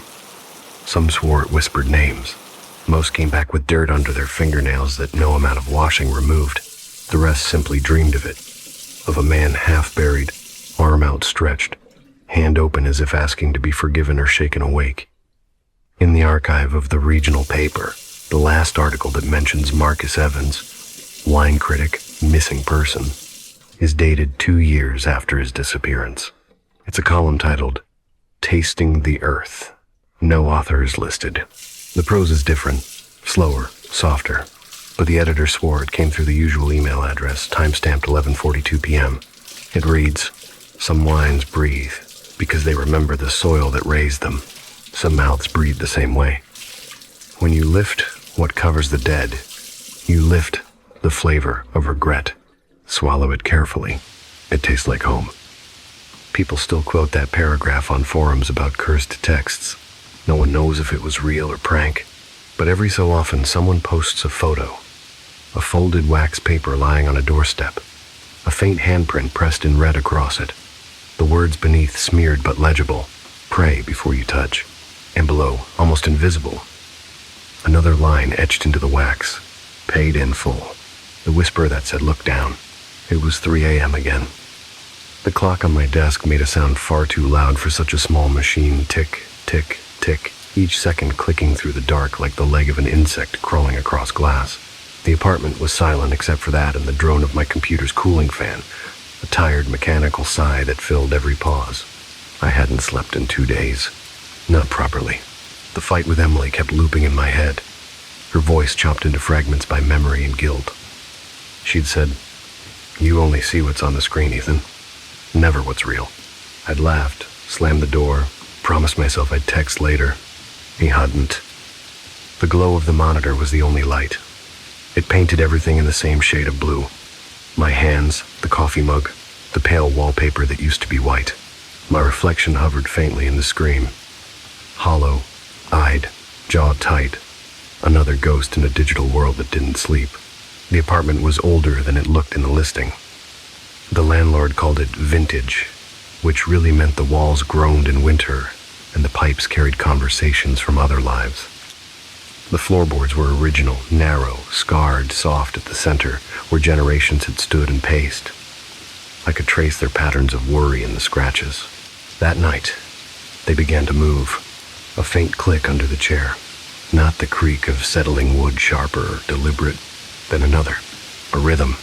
I paused the video playing on my second monitor. The room held its breath. Silence. Tick, tick, tick. I told myself it was the building breathing, the air shifting with the radiator. Then the sound came again directly beneath my chair, this time 2 quick knocks, hollow as knuckles against a coffin lid. I leaned down, lifted the edge of the rug. The boards looked ordinary, dull with dust, but the space between them exhaled cold air. The draft smelled faintly metallic, the way old blood smells when it's been cleaned but never forgotten. I covered it quickly and laughed under my breath. "Get a grip, Ethan." The laughter sounded strange, like it belonged to the apartment, not me. When I straightened, the monitor flickered. Static rippled across the screen for half a second. A field of white noise then returned to normal. The cursor blinked in rhythm with the clock. Tick, blink, tick, blink. For a moment I thought I saw movement in the reflection behind me, a darker shadow among shadows. I turned. Nothing. Only the doorway to the small kitchen, black as a photo left undeveloped. I should have gone to bed then. I should have forced myself to sleep. Instead, I opened another tab, scrolled aimlessly, let the light feed my wakefulness. The longer I stared, the more I felt the chair shift beneath me. Tiny movements like breath, expanding wood. My leg brushed against the desk. The mug trembled, rattling once. Then something touched my shoulder. Not hard, not sudden. Just 2 fingers, light as static electricity, resting for half a heartbeat before sliding away. I spun around so fast the chair hit the wall. No one. The air where the touch had been was cold enough to raise goose flesh along my arm. I rubbed the spot until warmth returned, convincing myself it was imagination body reacting to sleeplessness, to guilt, to air conditioning that didn't exist. Still, I said out loud, "Don't." My voice came out smaller than I expected. A whisper folded into another whisper. The computer screen brightened on its own. The fan's hum deepened into a low, mechanical moan. Text scrolled across the monitor, lines of code I hadn't typed, commands in a language I didn't know. Between them, for one instant, a phrase appeared in plain English. "Look down." I froze. When I blinked, the words were gone. replaced by the blank white of a browser window. The clock on the wall stopped ticking. I could still hear the echo of it, but only inside my head. Then the floor knocked again. 3 times this time, each one slower than the last, each one closer to a heartbeat. I pushed back the chair and crouched, pressing my palm flat against the wood. The surface was cold, trembling faintly. Beneath it came a soft sound, like breath against fabric. Then so quietly I almost missed it, a whisper, a woman's voice, words stretched thin by distance. "Don't stand." The whisper brushed through the cracks like wind through reeds. I leaned closer, until my ear nearly touched the floor. "Look, down." Then silence. The temperature dropped so fast my breath fogged in the dark. The monitor flickered again, its light now pulsing in time with the invisible voice I'd just heard. Every flicker carved the room into fragments. Chair, desk, window, nothing, and stitched them back together wrong. A loud crack split the air. One of the boards beneath me bent, warping upward for an instant before settling back. Dust rose, sparkling in the light. In it, shapes moved, just motes, surely. But they seemed to spiral with purpose, forming a brief outline of a face before scattering. My throat locked. The whisper returned, closer now, as if crouched on the other side of the wood. "He's here." The lights went out. Darkness complete. The only glow came from the computer screen, now a slow storm of static, gray and white, casting shadows that writhed across the walls. I tried to stand, but my legs felt heavy, pinned by something unseen pressing against my calves. The floor was no longer solid. It breathed, rising and falling beneath me. The air filled with a faint rustling, like fabric dragging over splinters. Then came the first sound of footsteps, not mine, from the kitchen doorway. Bare feet against wood. Slow, deliberate, approaching. I couldn't move. The pressure on my legs tightened. My heart hammered so loudly I thought it might wake the whole building. The steps stopped just behind me. Silence stretched, brittle, and endless. Then a voice, male this time, rough, broken by breath, murmured, "Found you." I felt warmth near my neck, the exhale of someone standing too close. The smell that came with it wasn't human. Metallic, damp, edged with rot. I tried to twist around, but the invisible grip on my legs held firm. The whisper of the woman's rushed up through the floor again, urgent now. "Look down. I will help you." My body obeyed before thought could intervene. I looked. Through the narrow seam between the boards, a faint light glimmered blue-white, moving like water. It grew brighter as I stared, outlining a shape below. A hand, small, delicate, palm upward, reaching toward me from the darkness under the floor. Another breath grazed my ear, the man again. Closer. Angrier. "Don't you dare." The hand below pressed harder against the wood. The board splintered, a thin crack opening between us. Cold air burst through, sharp and clean. In that instant, the lights flickered back, the entire apartment flashing white, and I saw him. A man-shaped void stood behind me, taller than the doorway, features lost in shadow. Only the knife gleamed, silver edge trembling in the strobe of light. His outline bled smoke. Each breath he took spilled darkness onto the floor. The hand below gripped my ankle ice cold, impossibly strong. The whisper became a roar inside my head. Down. The floor gave way. I fell, just a few inches, enough to break the shadow's aim. The knife sliced through the air where my throat had been, and hit the desk instead, embedding deep in wood. The room froze. Then, silence total. When I dared to look again, the figure was gone. The knife remained, quivering, point buried in the grain.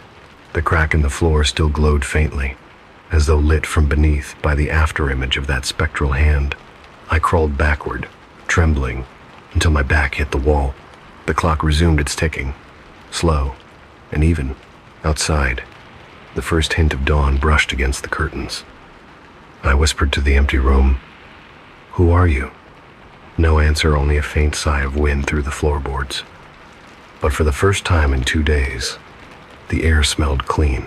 Morning arrived like an apology I didn't deserve.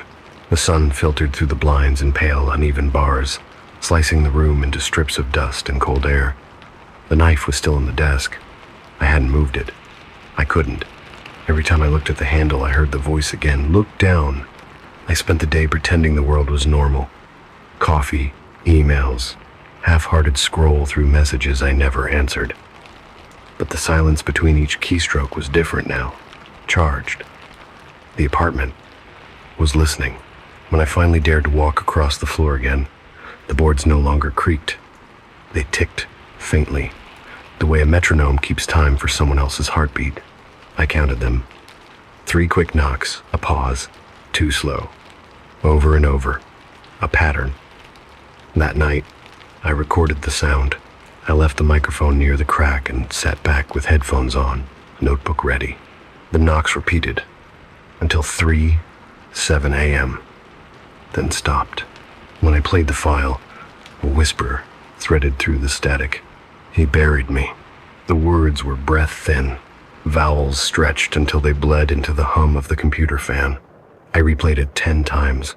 Each repetition changed slightly, intonation shifting, like a woman learning to speak again through dust. I pulled up the city registry. The building dated back to 1918. Ownership records ended abruptly in 1972. Deceased owner domestic incident. No further details. The maintenance logs listed floor repair, stain removal, the same year. I stared at the screen until the lines blurred. The radiator hissed, and behind it something else hissed with it breathing through the metal. I turned off the heater. The whisper continued. At 2:58 a.m., the temperature dropped again. The air turned metallic, dry enough to sting the throat. Then the voice returned. Closer now, not from below, but from everywhere at once. He is still here. I whispered back. Who? The answer came as 3 knocks under my chair, then silence. My phone buzzed on the desk. A notification from a local forum about the building's history, something I hadn't subscribed to. The post headline read, Murder on Holloway Street. Never found the head. The article was short, clipped from an old newspaper. A man accused of killing his wife in a jealous rage, decapitating her in their apartment, disposing of the body parts before hanging himself. Only the torso had been recovered. Address: my building, Unit 3B. My stomach tightened. That was mine. I scrolled to the photo, grainy, black and white, showing the same window behind the officer's shoulder. The caption read, Body discovered under floorboards. The whisper came again, this time soft enough to feel rather than hear. It vibrated through the soles of my feet. Under the desk, I knelt. The board that had cracked last night looked unchanged, but the air above it shimmered, bending light. I fetched a screwdriver from the kitchen drawer and pried at the seam. The plank lifted easily, as if it had been waiting. Beneath it lay emptiness, no pipes, no insulation, just a small cavity lined with brick. The smell of old perfume drifted up, delicate and impossible after 50 years. In the center sat a strip of faded ribbon, darkened to brown. Tied around it was a lock of hair. I reached for it, but a sudden gust rattled the windows. A single word hissed through the room. Wait. I froze. The shadow on the wall, the one cast by the desk lamp, didn't match my shape anymore. It was taller, thinner, hair falling past the shoulders. It moved closer as I stayed still, until it stood over the open space. He comes when you touch it. Her voice was clearer now, carrying the weariness of someone who had repeated this warning for decades. I swallowed. What do you want me to do? Listen. Then the knocks began again, faster this time, 4 short, 1 long. I recorded them, counted, translated the rhythm to Morse code almost without thinking. Essi, Uessi. A plea, or a reminder that she had once sent one. The clock clicked from 3 to 3:1. The hum behind me deepened the sound of the refrigerator. No. A step. Then another. I turned slowly. The hallway light flickered. A shadow moved across the doorway, broad-shouldered, shambling, head bowed too far forward. He stopped where the light failed. The same place the woman's reflection had appeared in the monitor. I couldn't see a face. Only the glint of something in his hand. The whisper came again. Urgent. Look down. I dropped flat. The blade kitchen knife, long-handled, cut the air where my throat had been and buried itself in the drywall. When I looked up, the hallway was empty. I crawled back to the open floor and grabbed the ribbon. It was slick with age, the color of dried wine. Beneath it, carved into the brick, were letters half-erased initials. E+M. Emily and I had those same initials. I don't believe in coincidence anymore. The boards around me trembled. The whisper softened. A lullaby through grit. He can't see if you stay low. I lay there until dawn, cheek pressed to the wood, listening to the heartbeat under the apartment. By morning, the hole had sealed itself. Not filled with new wood, just smooth, seamless floor. No sign it had ever been lifted. The ribbon remained in my hand. I thought about taking it to the police, but what would I say? My floor closed up on its own. A ghost warned me of a murder weapon. Instead, I placed the ribbon in a glass jar on my desk. The air inside the jar fogged slightly, as if the fabric breathed. When I left for class, the apartment felt almost peaceful. But the second I locked the door, I heard the faintest tap from within. 3 short. 2 long. Thank you. For 3 nights, nothing happened. No whispers, no knocks. Just the hum of the city outside, sirens far away, pipes breathing under the floor, the pulse of the modem light keeping time with my heartbeat. I told myself it was over. I even started to believe it. But peace is just silence that hasn't learned your name yet. Yeah, it began again at 3:12 a.m. A single click from the wall outlet, sharp enough to wake me. Then the light on the modem went out. Every screen in the apartment blinked at once. Monitor, phone, alarm clock, each flare of blue showing the same thing for the briefest instant. A shadow standing behind me. I turned. Nothing there. Only the faint smell of iron and cold dust. Then came the whisper. Not from below this time, but from the ceiling, stretched thin through the plaster. You found the knife. The words slid through the air like frost creeping across glass. R. I didn't want to look, but my eyes went to the desk. The knife was back handle glinting, blade clean, resting where it had struck the wood weeks ago. I hadn't touched it since. I would have sworn it was still buried there.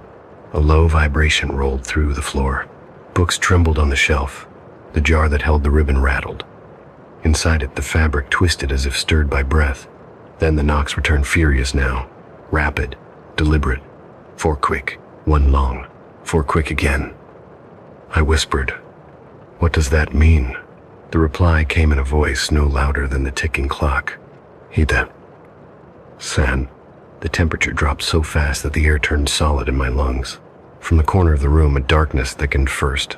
Smudge, then a shape pulling itself out of the walls. The same silhouette from before, taller than the doorframe, body wrong in its proportions. A man made of absence.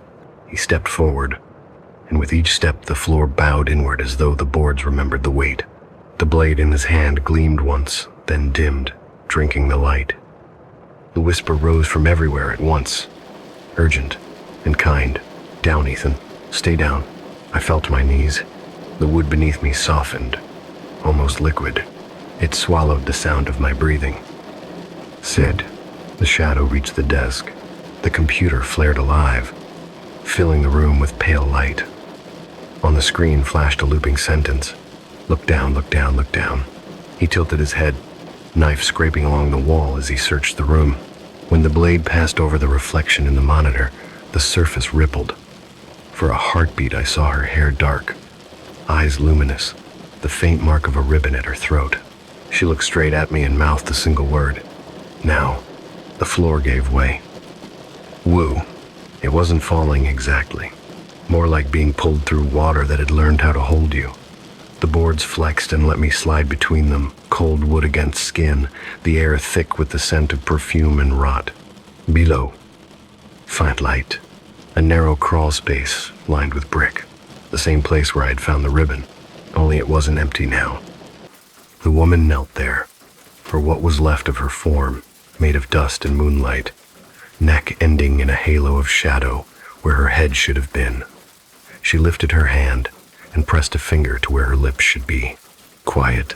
Above us, the floorboards shook under heavy footsteps. The shadow was pacing, searching. Look. The woman moved closer, and though she had no face, I could feel her gaze. Her touch was icy, but it didn't hurt. It steadied me. She pointed to the wall beside us.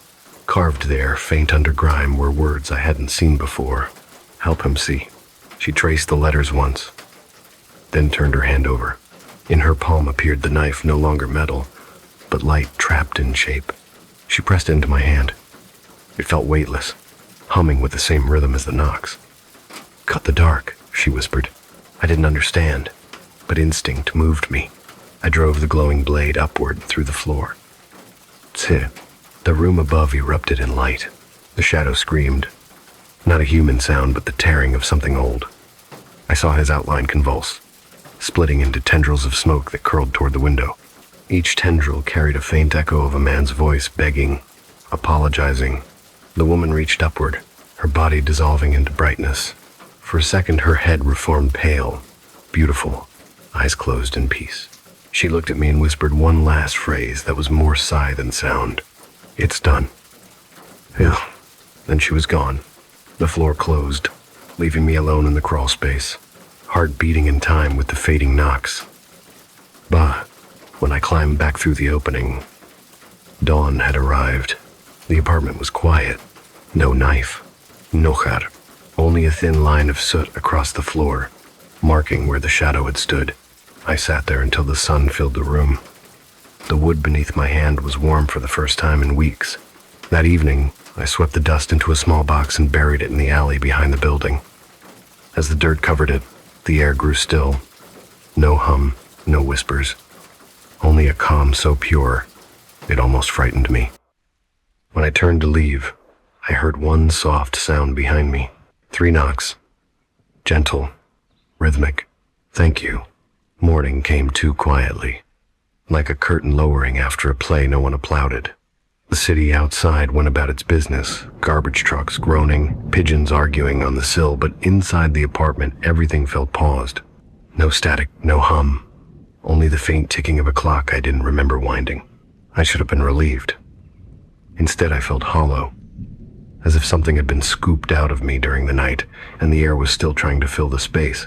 The floor looked untouched, every board flush and smooth except for one thin line running beside the desk, a crack no wider than a fingernail. When sunlight slid across it, the beam bent, refracted, as though the line reached deeper than wood should allow. I spent the day reading archives again, but this time not for fear, out of obligation. I owed her a name. At the public library, the microfilm machine whirred like an old lung. Buried between real estate ads and church announcements, I found her.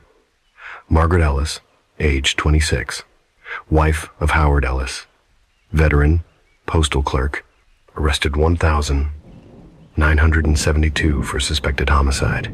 Neighbors reported screams, then silence. When police arrived, they found the husband hanging from the ceiling beam and traces of blood leading to a hole in the floor. Only part of the victim recovered. The case file ended with 2 words typed in uneven ribbon. Body incomplete. I whispered her name aloud in the reading room. The fluorescent lights above me flickered once, as if acknowledging attendance. Back home. The apartment smelled of dust and lemon cleaner. The landlord must have sent maintenance while I was gone. The windows were open, curtains breathing in the mild wind. Almost normal, except the crack. It had widened slightly, just enough to catch the corner of my shoe when I stepped over it. A faint sigh escaped from below, no whisper this time, only air moving through an old wound. I knelt with a flashlight. Beneath the gap, the light caught on something reflective. Metal, curved. Using the edge of a butter knife, I pried until the object lifted free. A locket, tarnished, the hinge nearly fused. When I forced it open, a small photograph looked back, sepia tones faded to ghosts. A woman with dark hair and tired eyes, a ribbon tied at her throat. On the opposite side, an engraving. M.E. Sen. That night, I dreamed of her standing at the window, back to me, hair moving as if underwater. When she turned, her face was whole again. She smiled, small and patient, then pressed her finger to her neck and drew a line across it. Not a warning, A memory. I woke to the smell of perfume. The crack glowed faintly in the dark. I wanted to seal it. To end this. Bought filler, sandpaper, varnish. Kneeled down and poured the paste into the gap. It should have hardened. Instead it vanished. Sucked inward, as though the wood drank it. From deep below came a single knock, soft, questioning. I whispered, "It's done now. You can rest." Silence. Then, faintly, "Can you?" The air went still. My hands trembled. I left the tools where they lay and stepped outside. Woo. The hallway smelled of old carpet and bleach. Mrs. Klein, the elderly tenant across the way, opened her door at the same moment. She squinted, recognizing the exhaustion in my face. "You're the boy in 3B, she said. "You met her, didn't you?" My throat tightened. "Met who?" She leaned on her cane, voice lowering. "Margaret. Sweet girl. She tries to warn them. I hear her sometimes in the pipes." I asked, "Warn them from what?" Mrs. Klein's eyes clouded. "From repeating him. Every man who lives there leaves angry." Luke. Back inside, evening light stretched across the floor, cutting the apartment into halves, one gold, one shadow. The crack lay exactly on the divide, a seam between living and memory. I placed the locket on the desk, next to the spot where the knife had struck weeks ago. For the first time, the reflection in the computer screen matched me perfectly, no figure behind, no delay. But when I reached for the mouse, the pointer moved before I did. It drew a single line across a blank document, then paused. Looked down. I obeyed. The crack pulsed once, a heartbeat of light, then faded. Days passed. I worked, slept, pretended the world was solid. Friends stopped calling. Emily's number stayed half-typed in drafts I never sent. Some nights, when insomnia returned, I sat beside the desk and listened. Through the floor came faint sounds, not knocks this time, but typing, slow and deliberate. Each tap echoed the rhythm of my pulse. When I checked the computer, new words waited on the screen.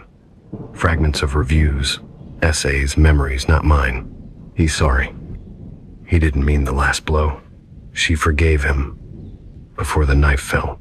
The cursor blinked for a long moment, then added, "You'll remember for us." Bah. I stopped trying to erase them. Maybe that was the bargain she protects, I remember. Every story needs a witness, even the ones written in dust. One evening I noticed something new near the baseboard. A faint imprint where the wood had once cracked. Pressed into it was the outline of a hand. Delicate, palm upward. I traced it with my fingers. The warmth beneath the surface answered back. The smell of lilies filled the room, gentle and unmistakable. So, sometimes, when neighbors fight through the thin walls, the lights flicker in warning. Sometimes, at exactly 3 a.m., I feel a cold breath against my shoulder. Not frightening, almost comforting.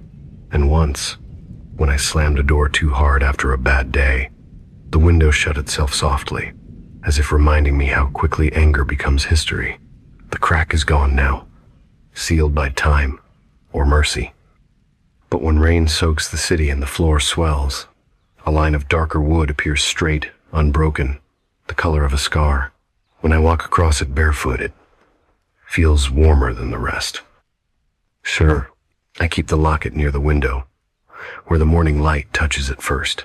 Sometimes the glass fogs slightly from inside. I wipe it clean, and for a heartbeat the reflection shows two silhouettes, mine and hers, head bowed close. I whisper the same words back into the empty room. Look down. I will help you. The boards beneath me creak in reply. A single note, neither warning nor farewell, just acknowledgement, the sound of something remembered, still alive. The movers came on at Tuesday. 2 men, polite but impatient, lifting boxes through the narrow hallway while the building sighed around them. Every sound the place made felt personal to me, each groan of the wood, each faint echo from the pipes. I'd learned their language too well to mistake them for random noise. I told them to leave the desk to last. They didn't ask why. The crack beneath it was gone now, sealed by time or something kinder. Still, I avoided stepping there. habit, or respect. Yeah, I hadn't meant to leave. Not really. But ever since the night the floor breathed and the light filled with whispers, sleep had become a thin, fragile thing. Even silence had weight. The landlord offered another unit upstairs. I said no. A new address might not stop what lived inside the walls, but it would stop me from hearing it so clearly. The apartment looked smaller, empty paint flaking like dry skin, sunlight falling across bare patches of floor. Yet in the quiet it felt almost peaceful, as though someone were humming just beneath hearing. I knelt beside the baseboard one last time and whispered, "Thank you." Somewhere in the distance a door clicked, slow and deliberate, like a nod. The locket stayed with me. I'd tried to throw it away once, dropping it in the river that sliced through the city. It floated instead of sinking, spinning in the current until it caught the light and drifted back toward the bank. When I picked it up, the metal was warm, so it sat now on the desk. Open. Margaret Ellis looking out across the empty room. Her eyes no longer seemed tired, more like patient. I wrapped the old ribbon I'd found around the hinge, tying it loosely so it fluttered when the window opened. The fabric had faded to a dull brown red, the color of dried roses. When sunlight hit it, the fibers shimmered faintly, as if something within them remembered movement. Then, around noon, I walked through the rooms one last time. The kitchen still smelled of coffee. The bathroom mirror still showed the faint handprint that never wiped away completely. The hallway wall bore the shallow gouge where the knife had once buried itself. I'd sanded it down, painted over, but the outline bled through the new coat a ghost color. I found myself speaking out loud, half to her, half to the place. "Someone else will live here," I said. "Be gentle." And the air cooled around me, that same subtle drop I'd come to know as her answer. The movers finished by 3. When they left, the door clicked shut and echoed through the empty space like a dropped coin. I should have followed them, but instead I sat on the floor, knees drawn up, the locket in my palm.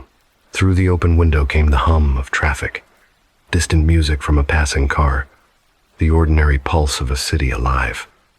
For the first time it sounded beautiful, life going on above what we bury. I thought of Margaret, how many nights she must have tried to warn the living, whispering through wood and static until someone finally listened. Maybe that was all she'd wanted. Not rescue, just recognition. I whispered her name once more. The curtain lifted in the faint breeze, brushing my shoulder. "Lou." Before leaving, I placed the locket on the floor where the crack had been. Around it I set 3 things: a candle stub, a note, and the ribbon. The note was short, only a few lines. "You kept me alive when I didn't deserve to be. I will remember. Rest easy." I lit the candle. The flame leaned sideways as if reaching toward the locket, then steadied. The smell of lilies rose. Delicate, impossible. For a moment the air shimmered. In the reflection of the window glass, I saw a woman standing behind me, her head tilted, eyes soft with gratitude. Then she stepped backward into the light and was gone. Lou. I locked the door and walked down the hall. At the far end, Mrs. Klein's door was open a crack. She smiled faintly when she saw the packed boxes. "Leaving?" she asked. "Yes," I said. "Someone else can have the ghosts." "They won't hurt you," she said. "They never hurt the ones who listen." "I know." I hesitated. "If anyone new moves in, tell them to be kind." She nodded once. "They'll hear her anyway, around 3. So, outside, the afternoon light made everything too bright to look at for long. I stood on the sidewalk, staring up at my window. The ribbon I'd tied around the locket moved in the breeze, visible through the glass. It shimmered once, then stilled, a line of red against the pale curtain. A pedestrian brushed past me. "You moving out?" he asked, not waiting for an answer. I smiled, half to him, half to myself. "Yeah, but part of me's staying." He didn't hear. Bah. That night, in the new apartment, I couldn't sleep. Different walls, same hour, 3 a.m. I sat up, waiting for the familiar knocks. None came, only the quiet hum of the refrigerator, the whisper of rain against the window, then faint but clear through the static of my laptop speakers. Look down. I did. There, on the floor beside my bed, lay a small length of ribbon. My ribbon, the knot untied, edges frayed, as if cut by air. I smiled. Still watching over me, huh? The light on the router blinked once, 3 short, 2 long, then steady. Joe. I keep it with me now, folded in a book I never lend out. Sometimes the fabric warms in my fingers. Sometimes it smells faintly of lilies. It reminds me that protection can be terrifying, that mercy sometimes whispers in voices we mistake for ghosts. Every new place I live, I leave a candle by the floor. Every 3 a.m., I listen. If I ever hear her again, I'll know what to say back.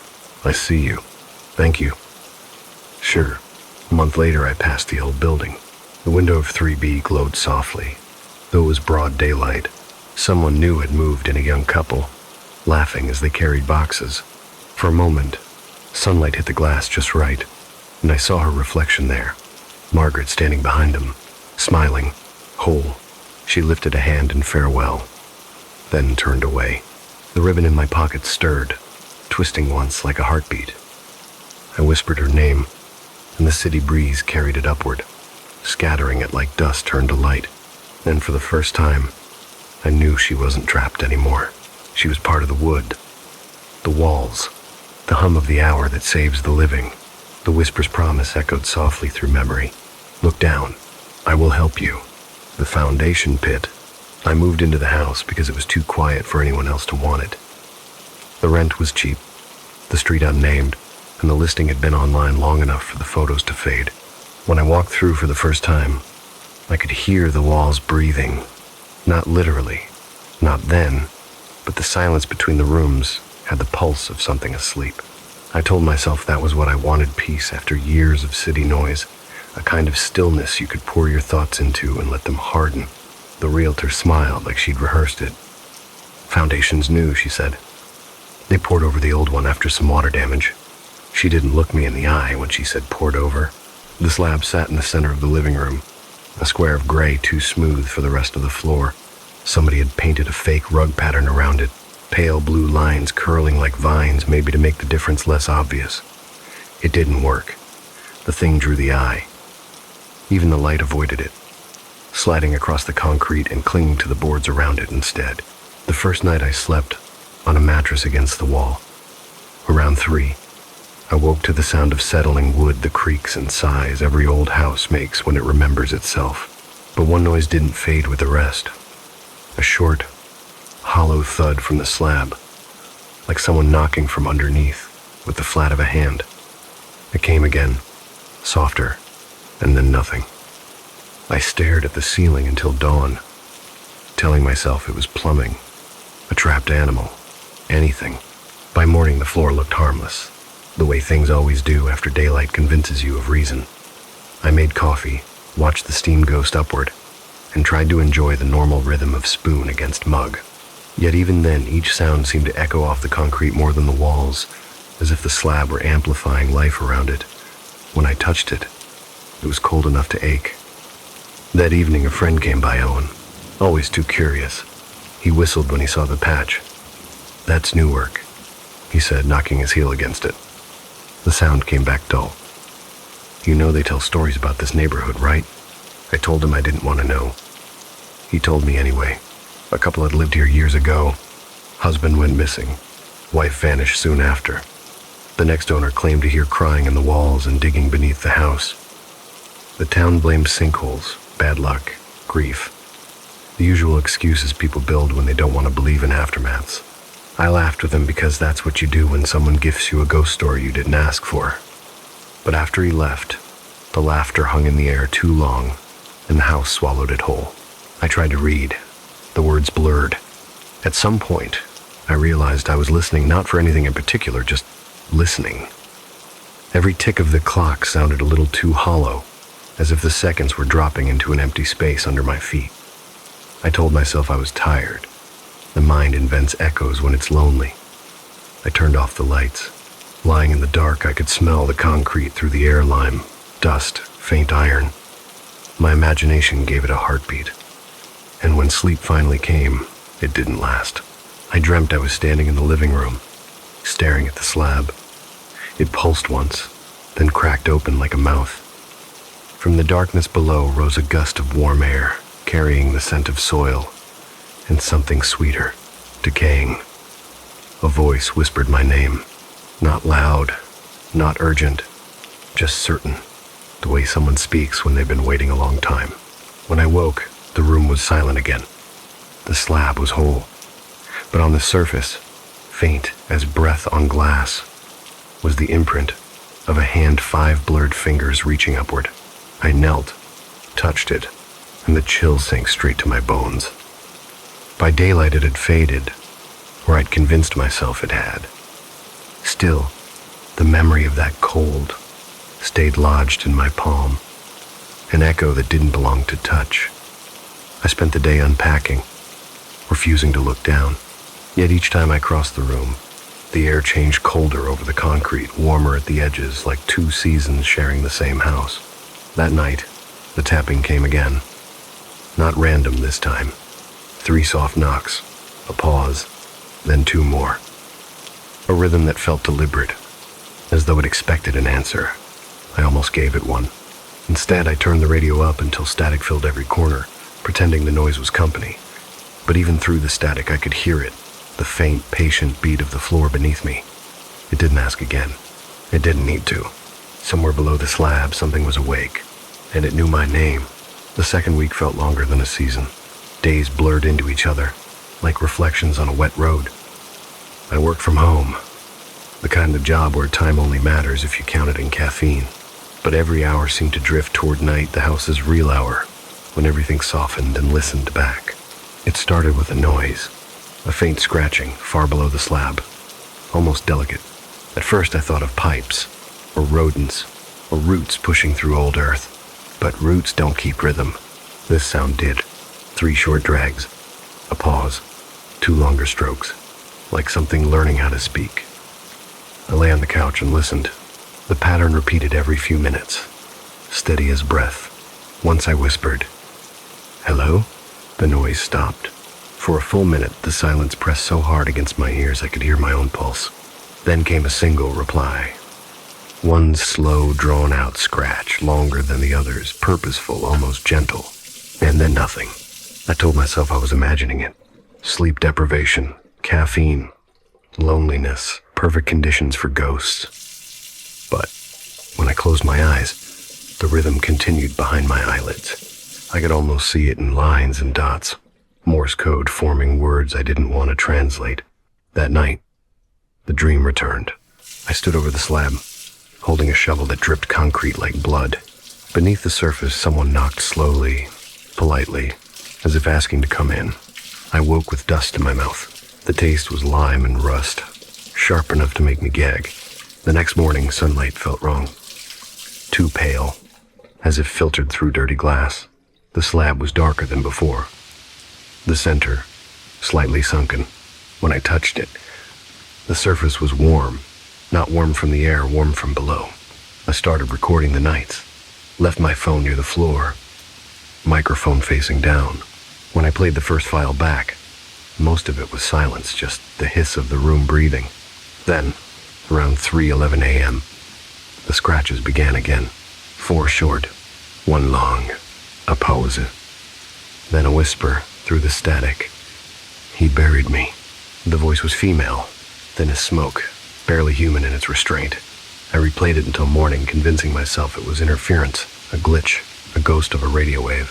But each time, her words aligned perfectly with the rhythm of the scratching. By the 3rd night, I stopped sleeping altogether. Every time my eyes closed, I saw hands pressing up through gray dust, fingers bending backward, skin cracking like paint. I'd wake, gasping, half expecting the concrete to pulse. Sometimes it did. Or maybe it was my heartbeat syncing with the thing below. Owen called, said I sounded strange. I laughed too loudly, told him the house was settling, that I was fine. But when I hung up, the dial tone didn't end, it deepened. Became the same low hum I'd started to hear in the walls. I traced it to the floor, where it merged with the rhythm beneath. Something alive, something remembering. One evening, desperate to break the pattern, I moved the couch over the slab, a small act of rebellion. That night, the scratching came from beneath the couch, closer than ever. When I tried to move it back, the furniture refused to slide as if the weight beneath it had doubled. Around midnight, the smell arrived, faint at first, like rain on iron, then thicker wet earth, and something sweet, decomposing slowly. The air turned heavy, tasting like metal at the back of my throat. I opened the windows, but the smell stayed. It was coming from below. The phone recorder caught everything. Scratches, knocks, a soft hiss that might have been breathing, and then, clear enough to raise every hair on my body, Daniel. She said my name, calm, steady, as if testing how it felt. The syllables slid across the room like a blade dragging through dust. For a long moment I couldn't move. Then I whispered back, "Who are you?" Silence stretched. Then a single word rose, faint as breath on a window. "Dig." The voice wasn't pleading. It was instructing.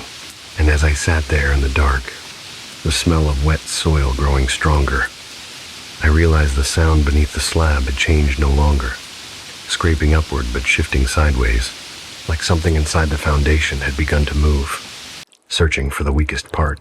When I finally fell asleep, I dreamt I was underground. The air was thick, the color of concrete dust. Above me, the world pulsed with light filtered through cracks. Someone was crying softly nearby, but it wasn't sorrow, it was relief. And through the weight of soil, a voice whispered again, "You'll find me this time." I woke before dawn. The scratching had stopped. In its place, the floor throbbed gently, like a heartbeat buried alive.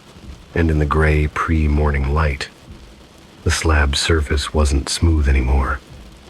It was blistered, small bubbles of air rising through the concrete, exhaling faint curls of steam. I touched one. It burst, leaving behind a whisper I could feel rather than hear. It said my name again, and for the first time, I whispered back without hesitation. Yes, I stopped checking clocks. Time had become a loop of breath. Scrape. Silence. Repeat. The daylight meant nothing. It came and went like someone flicking a light in another room. I lived between the beats of the floor, between the drags of the unseen hands below. The slab had changed again. The new skin of concrete swelled and sank, faintly, like the rhythm of lungs that didn't need air. I felt its pulse through my socks when I crossed the room. Sometimes it was slower than my own heart, sometimes faster, as if the two of us were arguing about who should lead. I told myself I was losing it. I told myself that out loud, into the empty air. But the echo that came back sounded older, lower, more certain. "You remember how to dig." I dropped the coffee mug I was holding. It shattered at my feet. A white burst of sound that didn't belong in this house. When I looked down, the dark reflection in the wet concrete wasn't me. It was a man with my face and someone else's eyes. He stood ankle deep in mud, rain streaking his hair, spade clenched tight. He looked up from the reflection as though I had spoken first. His lips moved. The floor vibrated with the words, "You promised you'd never open it again." I backed away, tripping over the couch, staring into the reflection until the image blurred into ripples. When I blinked, the surface had dried, leaving only a faint outline where his boots had been. That night, the dreams didn't wait for sleep. I sat on the edge of the bed and saw the living room through the doorway, half lit by streetlight. The slab glowed faintly, gray turning the color of bone. Then the walls shifted, and suddenly there were no walls, only rain, cold and endless, drumming against an unfinished frame of a house that wasn't yet mine. The shovel was in my hands, heavy, familiar. Each swing sent a shock up my arms, each impact spraying mud and something darker. There was someone lying there. A woman, maybe, her dress soaked through, her breath shallow. When I tried to call out, no sound came. The rain swallowed every word, and then I heard her voice, clear, despite the storm. "Please, stop. I didn't know whether she was speaking to him or to me. I woke on the couch, clothes damp, mud under my fingernails. The spade leaned against the wall. I didn't own a spade. The house smelled of wet soil. A small trail of dirt led from the front door to the slab, stopping exactly at the edge. The rest of the floor was spotless. I washed my hands until the skin burned, but the smell wouldn't leave. It clung to me, sweet and metallic, like memory turned physical. By evening, I couldn't tell if I was remembering the murder or inventing it. Every blink brought flashes, her hair plastered to her cheek, the shock on her face, the way the earth closed over her with a sound like a sigh. Sometimes I was watching him do it. Sometimes I was inside his body. Sometimes I wasn't sure there had ever been two of us. The mirror above the fireplace stopped following my movements. When I raised a hand, the reflection stayed still. When I lowered it, he smiled. A small, broken smile that carried more apology than menace. We had to build over it, he said. You know that. The voice came from the glass, but I felt it in my throat, vibrating behind my teeth. The mirror darkened, and for an instant I saw the woman again, behind him, her outline pale and luminous. Her eyes met mine. Her mouth formed a single word, remember. The glass cracked down the middle. A line of dust fell to the hearth, fine as ash. I don't remember picking up the spade. One moment it was against the wall. The next it was in my hands, the weight settling perfectly into my palms. The floor hummed in anticipation, the same note a throat makes before it begins to speak. I told myself I would only touch the slab once, only test its strength. But the metal tip met concrete with a sound I recognized too well. Thick, final. A heartbeat turned inside out. The vibration ran up my arms, straight into my skull, and the house answered with a groan deep enough to bend the air. Everything went gray. The present peeled away. I was outside again, rain hammering down, the hole half dug. I was kneeling, sobbing, whispering her name. Margaret, Margaret, please. Her body didn't move. He looked at his hands, at the ring that still circled her finger, and whispered something I felt in my chest, though I couldn't hear the words. Then he began to cover her, slow, careful, like tucking someone in for sleep. When the last shovelful of dirt fell, I stood, staring at what we'd done, and said the words that sealed us both inside the story. It will stay warm down there. The vision folded into black. My body pitched forward. The spade clattered to the floor. When I came to, the lights were out. The house smelled again of fresh cement and old rain. On the slab, new cracks formed a shape like veins spreading from a heart. Each one pulsed faintly, timed with the beating in my chest. I whispered into the dark. I didn't kill you. The whisper that came back was mine. Not yet. And the floor, kind and patient, waited for the next swing. I don't remember when I stopped eating, or when day and night traded places. The house made its own clock now, the pulse under the floor, the breath of warm air through the crack. The long pauses that felt like waiting. Sometimes I thought I could hear a heart beating down there, sometimes I realized it was only mine. When I stood in the middle of the room, the boards around the slab trembled. Not from traffic or wind, but from something older, slower. The patch of concrete was sinking. The edges curled inward, hairline gaps opening like lips ready to speak. It didn't frighten me anymore. I wanted it to talk. I wanted to understand what it was trying to remember.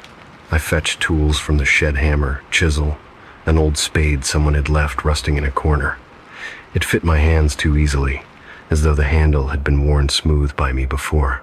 The house sighed when I carried it inside, a low exhalation that ruffled the dust.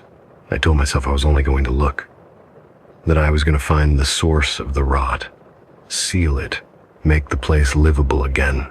But when the metal tip touched the slab, the air shifted, and something deep in me answered. The first blow rang like a struck bell. Dust lifted in lazy swirls. Each swing after that was easier, and the sound changed. Sharp at first, then hollow, then wet. Concrete gave way to soil, and soil to something darker, richer earth that had been waiting to breathe. The smell rose immediately, thick and sweet. Not decay exactly, but memory, like the scent of a body after rain. I kept digging. The motion took over. My thoughts shrank to rhythm. Swing, lift, breathe, repeat. The sound of the spade biting into dirt was almost tender, like someone whispering a name.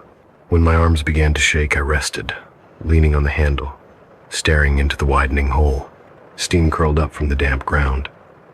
In the center, something pale shimmered beneath the surface, bone white, curved like the edge of a shoulder. The breath left my body all at once. I dropped to my knees and brushed the soil aside with my hands. Not bone, not yet. Fabric first, brittle lace that turned to dust under my fingers. Then skin, or what had once been skin, smooth, waxy, almost luminous. And beneath it, the suggestion of a face. I reached out before I could stop myself. The eyelids twitched. The scream never reached my throat. The air in the room folded in on itself, thickening. I felt a hand or hand clamp around my wrist. The skin was cold, but the grip was alive. "Daniel," she whispered. I didn't move. The name came through the air like a confession. Her mouth didn't open, but I felt the breath of the word on my skin. "You built this for me." I tried to pull away, but the hand held fast. The floor tilted. My vision swam. For a moment, I wasn't above the hole at all. I was below, looking up, soil raining across my face. The spade moved above me, held by a man who wore my body. He whispered the same words I'd just heard. "You built this for me." I saw the first shovelful fall, felt the weight of earth press against my chest. When I gasped, dirt filled my mouth, tasting of lime and salt. I clawed upward, broke through the surface, and came up choking on air that smelled of wet stone. The room was whole again. The hole gone. Only the spade remained, lying across the smooth concrete as if nothing had been touched. But my hands were filthy, nails packed with soil. The skin on my wrist carried the shape of fingers that were not mine. I staggered outside into the night. The yard was silent, the sky low and colorless. The ground around the house looked freshly turned, the grass darker where the foundation met the soil. I knelt, pressed my palms into the earth. It pulsed faintly under my touch, warm and slow, like a living thing grateful to be remembered. I stayed there until the first light reached the horizon, waiting for the world to feel solid again. But even in daylight, the warmth remained, spreading up through the concrete, through the spade's handle, through my bones. It wasn't accusation anymore. It was invitation. I went back inside. The slab looked perfect, unbroken, gray, and smooth as skin. When I bent close, I could hear the faintest sound beneath it. Soft, deliberate, scratch, scratch, pause, and then a voice, quieter than breath. "It's cold down here," I whispered without thinking. "I'll fix it." And when I said the words, I knew exactly what I meant. I left before dawn, or thought I did. The sky was the color of wet ash, and mist clung to the street like a second skin. The car coughed once, then started, headlights slicing through the fog. I didn't look back at the house. I told myself that meant something, that it was over, that leaving was a kind of exorcism. But the smell followed me.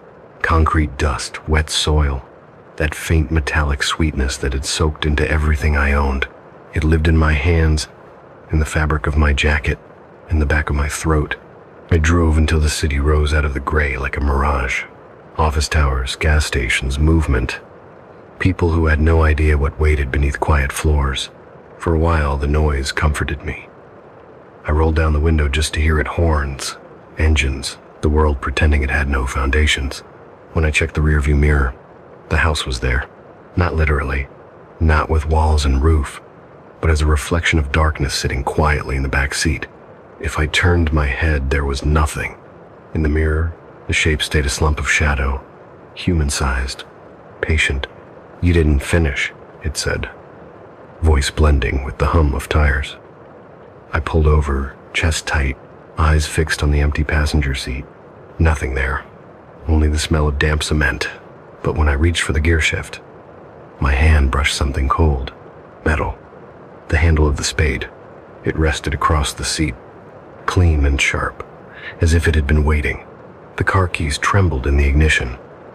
The radio flicked on by itself, no station, only static, low and steady, breathing with me. Through the static, a woman's whisper slipped like a thread. "You left the hole cold." I pressed the accelerator, needing distance more than air. The highway stretched ahead, featureless, endless. For miles, the voice stayed buried under the static, repeating itself with the patience of the dead. Cold, cold, cold. Then, as the horizon began to lighten, the signal sharpened. Not a whisper now, but a tone of quiet reasoning. "You built it to keep her warm. That's what you said." "Em." I shook my head. "I didn't build anything." The voice laughed softly, like concrete cracking under weight. "Then why do your hands remember?" I looked down. My fingers were gray, dusted as if I'd just come from digging. The steering wheel left pale prints on my palms. Somewhere behind me, the car seat shifted.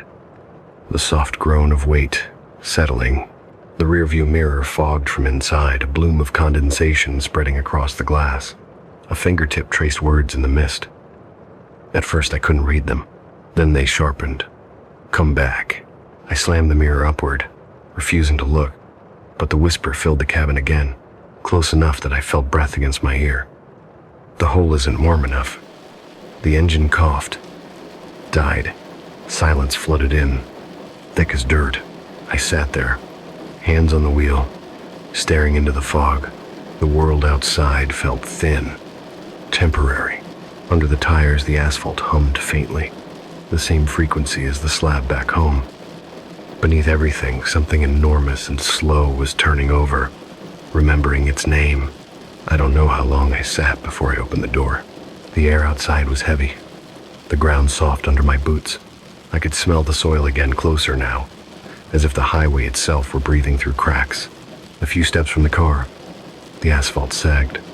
I looked down. The road surface was giving way, folding inward around a patch of fresh gray. Concrete, smooth, wet, waiting. Steam rose from it, warm as breath. In the center, a single handprint appeared, then another beside it, larger, mine. The warmth spread up through my legs, into my chest. I heard her voice, calm and final. "Now it's warm enough." The ground opened. I didn't fall. I was taken, pulled down softly, like sinking into a bed that had been waiting too long. The last thing I saw was the spade, standing upright beside the road, handle gleaming under the first touch of sunrise. The radio in the car hissed once, then settled on a clear frequency, a quiet heartbeat, steady and unending. If anyone drives that road at night, they say the asphalt breathes, that when fog hangs low, the air smells faintly of soil and something sweeter. Sometimes they hear the faint scrape of metal from beneath the wheels, like a shovel being drawn through damp earth. Sometimes they hear a voice, half asleep, murmuring from below. "The hole's warm now. Stay a while." When? The midnight zeros. The red light on the webcam is the only thing moving in this room. A single, unblinking eye. Some nights I talk to it for hours before realizing no one's really watching. But that's fine, the quiet ones always come back later, don't they? They scroll, they click, they listen to the parts they shouldn't. So here I am again. Midnight Experiments with Chloe, episode 40. Something I've stopped counting. Tonight's setup.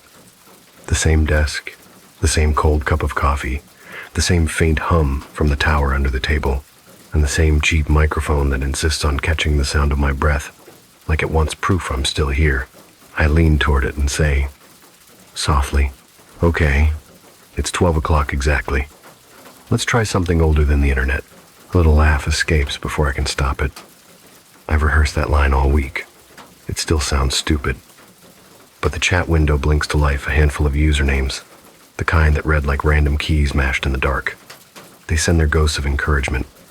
Do it, call it, Midnight Zeros time. The Midnight Zeros Challenge. One of those urban legends that lives in the corners of message boards no one moderates anymore. The instructions are always the same. Find a working landline, not a mobile, not an app. A real phone with a dial tone. At midnight, dial 12 zeros. Wait. If you're unlucky, the call connects. And if you're very unlucky, someone answers. Most versions say it's just silence, or static, or a distant voice asking your name. One post claimed you'd hear your own voice whisper back. Another said it was a way to call the dead, a switchboard for lost souls, long out of service but still somehow taking calls. I didn't believe any of it, of course. I only believed in the view count. I angle the microphone closer, let the sound of my fingers tapping the receiver fill the room. The phone is an antique beige plastic yellowed cord. It belonged to the apartment when I moved in, tucked under a pile of old manuals in the hall closet. No one's touched it in years, maybe decades. But when I picked it up earlier, there was still a dial tone. That low, patient hum, like something half alive waiting on the other end. The clock on my monitor clicks over. 12 a.m. I tell the chat, "All right, my little night owls, time to press 0. The buttons make soft plastic pops under my thumb. On a 0, 2, 3. Each one echoes faintly through the mic, swallowed by the static of the stream. 4, 5, 6, 7, 8, 9, 10, 11, 12. Then silence. The kind that feels like the air holding its breath. For a moment, nothing happens. Then, faintly, the tone changes. A low, wet click, as if the call has been routed somewhere it shouldn't. I glance at the chat window, little strings of, "Is it ringing?" I hear something scroll past, but I don't hear anything. Not yet. And then, slowly, like an old recording, rewinding, a sound leaks through the speaker. A hiss, soft and constant. The kind of noise you only get from distance, not static, but space. I whisper, "Hello?" The hiss falters, as if listening. Then a faint hum returns. Lower this time, almost a vibration. I tell the mic, trying to sound braver than I feel. Probably just interference. These lines are ancient, but the sound changes again. Underneath the static, a rhythm. A pulse. Thick, slow, human. It takes me a second to realize what I'm hearing. Breathing. I turn the volume down a little, leaning closer. The breath is shallow, uneven. Whoever's on the other end exhales too close to their mouthpiece. The sound distorts, crackling. Then a faint wet noise like a sniff, or maybe a quiet sob. The kind of sound you make when you're trying not to cry. I glance back at the chat. The messages are coming faster now. I hear it too. "Who's crying?" "Bro, it's coming from behind you." That last one makes me laugh. The nervous kind. I say, "Nice try, guys." But my voice shakes. The breathing grows louder. Then something else. A small sound, like fingernails tapping glass. Tap, tap, tap. 3 times. Deliberate. I whisper again. "Who is this?" The answer doesn't come in words. Just a rush of static sharp enough to sting through the speaker. Then, the crying starts soft at first, but building. A broken rhythm that stumbles between laughter and grief. A woman's voice, somewhere far down the line, dissolving into static and rising again. Clearer, closer. "Help me." The words crawl up the wire, wet and wrong. The room seems to tilt. I try to hang up, but my hand stops halfway. The receiver feels warm now, almost pulsing against my skin. The voice gasps once, and then laughs a high, tearing laugh that fills the room. That doesn't sound like it's coming from the phone at all, but from the air itself. The screen on my monitor flickers. The chat window freezes. For a second, the reflection in the black of the phone's cradle shows 2 faces, mine, and another just behind it, mouth open in a grin that's wider than possible. The laugh cuts off. Silence again, sudden and absolute. I drop the receiver. It hits the floor with a flat, hollow thud that echoes like something falling much farther away. The stream stays live. You can hear me breathing hard, whispering, "What the hell was that?" Somewhere in the background, faint and steady, the phone line hums. Then the old dial tone returns, but slower, off-key, looping itself like a heartbeat trying to remember the right rhythm. I end the stream, or I think I do. The red light on the webcam doesn't turn off. It blinks once, twice, then stays solid. From the floor, the phone starts to ring. You can hear it if you replay the footage carefully. The moment the tone changes from mechanical to alive, the ring cuts through the room once, then stops. Silence. Then again. Longer, sharper, trembling at the edge of feedback. Jesus, I whisper. I didn't touch it. The phone rings a third time. I try to sound calm for the mic, because that's what people expect from you when you build your entire persona on fear. You joke. You make light of it. And you say things like, guess she wants a callback. But my voice is thinner now, the kind that's fighting to stay steady. I pick up the receiver again. Static fills the line instantly, like the world on the other end inhales.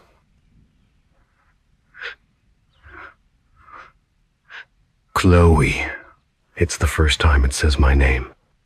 Not a question, not a greeting, just a statement of fact like it already knew it. I stare at the screen. The live stream chat is still frozen, but the messages keep appearing somehow, each one stacking over the other in the same trembling text. Turn it off. Turn it off. Turn it off. Turn it off. I whisper into the mic. Okay, whoever this is. Nice effects. You've made your point. The voice doesn't answer, only the sound of someone quietly breathing. Then, the faint rhythm of tapping again, metallic, not from my room but from inside the line itself. I press the receiver tighter against my ear. Behind the tapping, a sound, like liquid being stirred. You called at the wrong time, the voice says. I close my eyes. What time? A pause then.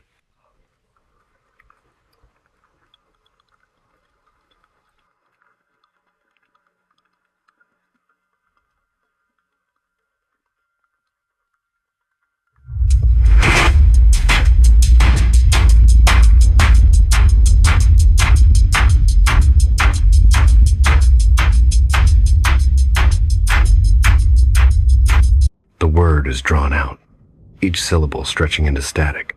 A low hiss creeps beneath it, rising until it fills the room. The light from my monitor flickers, dimming to gray. I can hear my own heartbeat now, recorded in the mic's sensitivity of fluttering, frantic percussion. Then something else begins beneath it. A second heartbeat, slower, steadier, coming from the speaker. Stop this, I whisper. It's not funny anymore. My reflection in the black plastic of the receiver moves a half-second late. When I blink, it doesn't. My throat tightens. The voice on the other end sighs. You woke me up. The tone is different now, low, like someone leaning close to whisper through a wall. The sound of movement follows. Cloth against cloth, bare feet dragging across some distant floor. Then, closer. Right against the mic. You shouldn't have. I drop the receiver again. It hits the desk and swings on the cord, spinning. The laughter returns, distant but growing. A distorted cackle, bending upward in pitch until it sounds like screaming. My speakers begin to hum. The waveform on the recording spikes. The entire room shakes with the pressure of it. When I pull the plug from the wall, the sound doesn't stop. Somewhere inside the walls, the phone line continues to buzz, as though every outlet has become part of the circuit. A thin female voice layered across itself a dozen times, whispering my name like a warning or maybe an invitation. The smell of ozone fills the air. The old television in the corner flickers to life, screen blank except for a gray band crawling up and down. Through the static, faint outlines begin to move shapes, shadows. Someone standing in a corridor too dark to belong to my apartment. I whisper, "What do you want?" The sound coming from the phone answers. All voices speaking at once, broken into layers of digital noise. I want the rest of the call. Then, a dial tone, slow, warped, looping. And under it, something human, soft and wet. The sound of breathing through water. I try to end the stream again. The keyboard won't respond. Every key I press types the same thing in the chat window. Ling ling ling ling ling ling ling ling ling ling ling ling ling. 12 zeros, repeating endlessly, filling the entire screen until it becomes nothing but white. The mic picks up a new sound, then a faint scratching, as if something is tracing circles into the desk. I look down. My fingernails are digging into the wood, moving without command, carving those same 12 zeros into the surface. I pull my hand back, gasping. My fingertips are bleeding, but the numbers keep etching themselves deeper. Invisible hands finishing what I started. Each cut releases a faint electrical hum. Somewhere in the static, the woman's voice laughs again. We're not done yet. And then, just like before, the line goes dead. No sound, no hum, nothing. The monitor goes dark. The red light on the webcam flares once more and steadies. For a heartbeat, the room feels completely still, no sound, no motion. Then the silence cracks, splitting open with one single, unmistakable noise. The phone ringing again. Only this time, the sound doesn't come from the phone. It comes from inside the speakers, from inside the walls, from everywhere. It keeps ringing, soft and polite, until I whisper into the dark, barely loud enough for the mic to catch it. Hello? And the voice answers. Now you're on my side of the line. The line stayed quiet for almost a day after that. I unplugged everything, the phone, the modem, the surge protector, even the camera, but the silence didn't feel natural. It felt like someone holding their breath on the other end, waiting for me to lower my guard. By sunset, the apartment had changed. The air hummed faintly, like electricity crawling under wallpaper. Every reflective surface carried a haze. The monitor, the window, even the steel of my microphone. I caught myself watching them the way people watch doorways. The chat from last night's stream was still open on my laptop. All the messages had vanished except one, a single line posted thousands of times in perfect spacing. You shouldn't have disturbed my sleep. Each repetition glitched slightly, the font stretching and collapsing, as if the words themselves were breathing. I shut the lid. The laptop screen went black. In the reflection, someone was standing behind me. I spun around. The room was empty, but the smell hit immediately, metal and dust and something sweet like burned sugar. The air moved. A small exhale near my ear. I whispered, "If this is a prank, stop." The old landline rang. Not a normal ring. Not two tones alternating, just one long, steady note, buzzing deep in the plastic. It didn't stop until I lifted the receiver. Hello? For a few seconds there was only the quiet shuffle of static, then a voice. The same as before, but closer, almost conversational. You kept the line open. My mouth was dry. Who are you? It's cold here. The words stretched, layered with faint echoes, as if several people spoke in unison. Underneath them, I could hear the slow, wet sound of something moving, the drag of bare feet across concrete. Where are you calling from? The voice laughed softly, like the creak of an old hinge. Behind you. I froze. My heart thudded loud enough for the mic to catch it. The voice continued. Calm. Indifferent. When the zeros connect, one side has to answer. You dialed. Now you listen. And a faint hiss seeped through the earpiece, and for a second I thought I heard my own voice whispering beneath hers, repeating everything a fraction late. I set the receiver down slowly, backing away. The phone stayed off the hook, yet the voice kept coming spilling out into the room like smoke. There were others before you. They hung up too soon. The sound thickened. The walls began to tremble, subtle vibrations running through the plaster.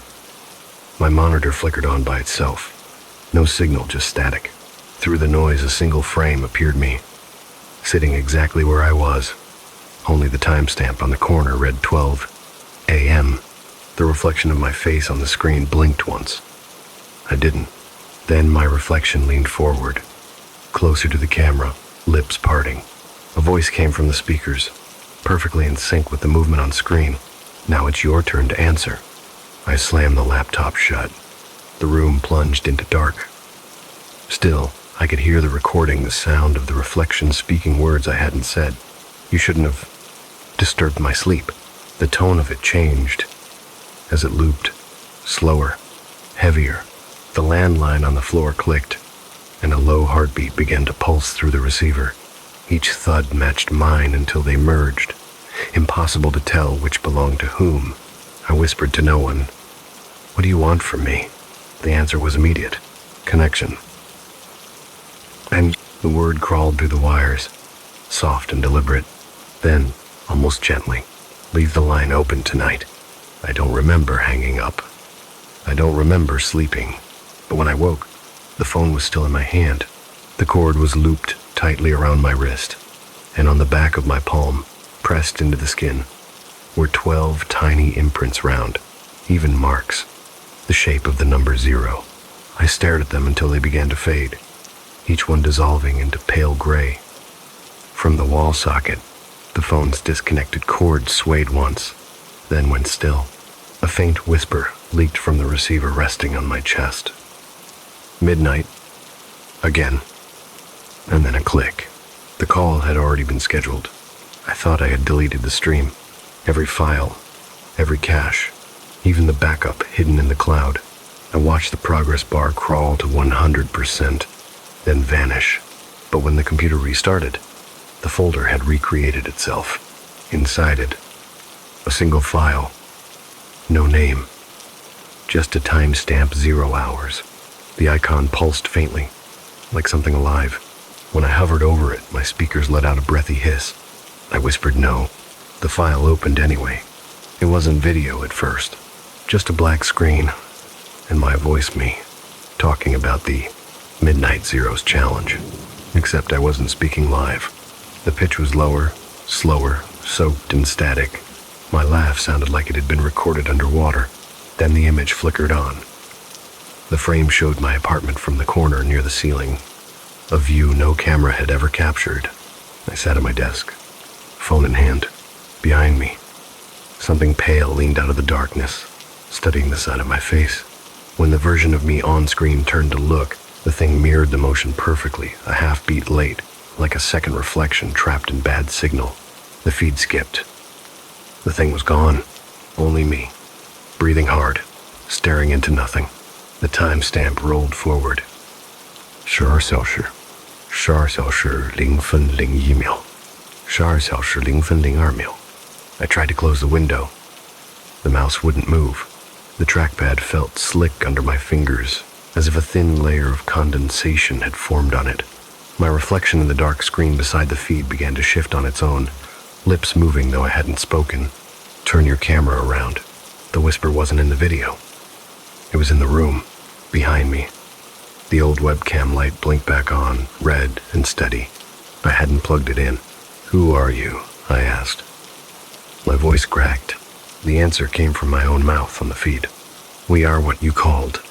The camera feed began to multiply, windows opening one after another, each one a slightly different angle of my room. Some too high, some too low, some showing corners that didn't exist. In one I was standing, in another still sitting. In a third, I was gone altogether. The speakers filled with a low hum, like a dial tone that had learned to breathe. The hum thickened until it became words. "Connection stable." The monitor flickered white, then gray, then white again. In that brief flash of light, I saw her behind me, reflected in the window. A woman with hair the color of dust, head tilted too far to one side, mouth open as if forming a question that never finished. The hum grew louder, wrapping around my heartbeat. Every device in the room, phone, laptop, even the unplugged television, began to whisper in unison. "Turn the camera around." And I wanted to run, but the floor felt soft, unsteady, like walking on cables instead of wood. The monitor's image stuttered and reformed. Now it showed the back of my own head. I could see my hair lifting slightly, as though brushed by unseen fingers. Then the frame zoomed closer on its own, pixel by pixel, until the screen was filled with the reflection of my eye. In the pupil, something moved. I reached toward the webcam, hand shaking. The red light flickered twice, then burned brighter. My reflection smiled. I didn't. "Now," the voice said, calm and close. Turn your camera around. I twisted slowly in my chair. Behind me, the room was wrong. The walls seemed deeper, stretched. The corners bent inward like the edges of a funnel. Every piece of furniture cast a double shadow, one dark, one darker. And in the space between those shadows, something tall was standing, blurred and colorless, its shape vibrating with static. My phone lit up on the desk. The screen was blank, except for the call timer. Linksauscher. It had been running since midnight. A faint heartbeat pulsed through the speaker. The thing in the corner took a step forward. My camera feed lagged behind it by a second, but in that second the shape solidified. Long hair, pale face, eyes too bright to belong to anything living. The sound of static collapsed into a single thin voice. You've already turned it. The lights died. The only thing left was the glow of the monitor, showing the same room, same chair, empty now. The camera swiveled on its own, completing the turn I hadn't finished. It pointed toward the window, where a figure leaned close to the glass, smiling directly into the lens. And in the last frame before the feed cut to black, my own voice whispered from somewhere inside the signal.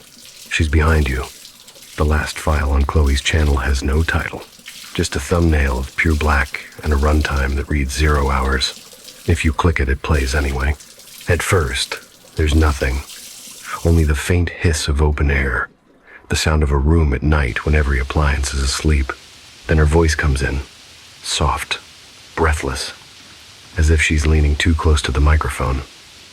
Can you hear me? No greeting, no introduction.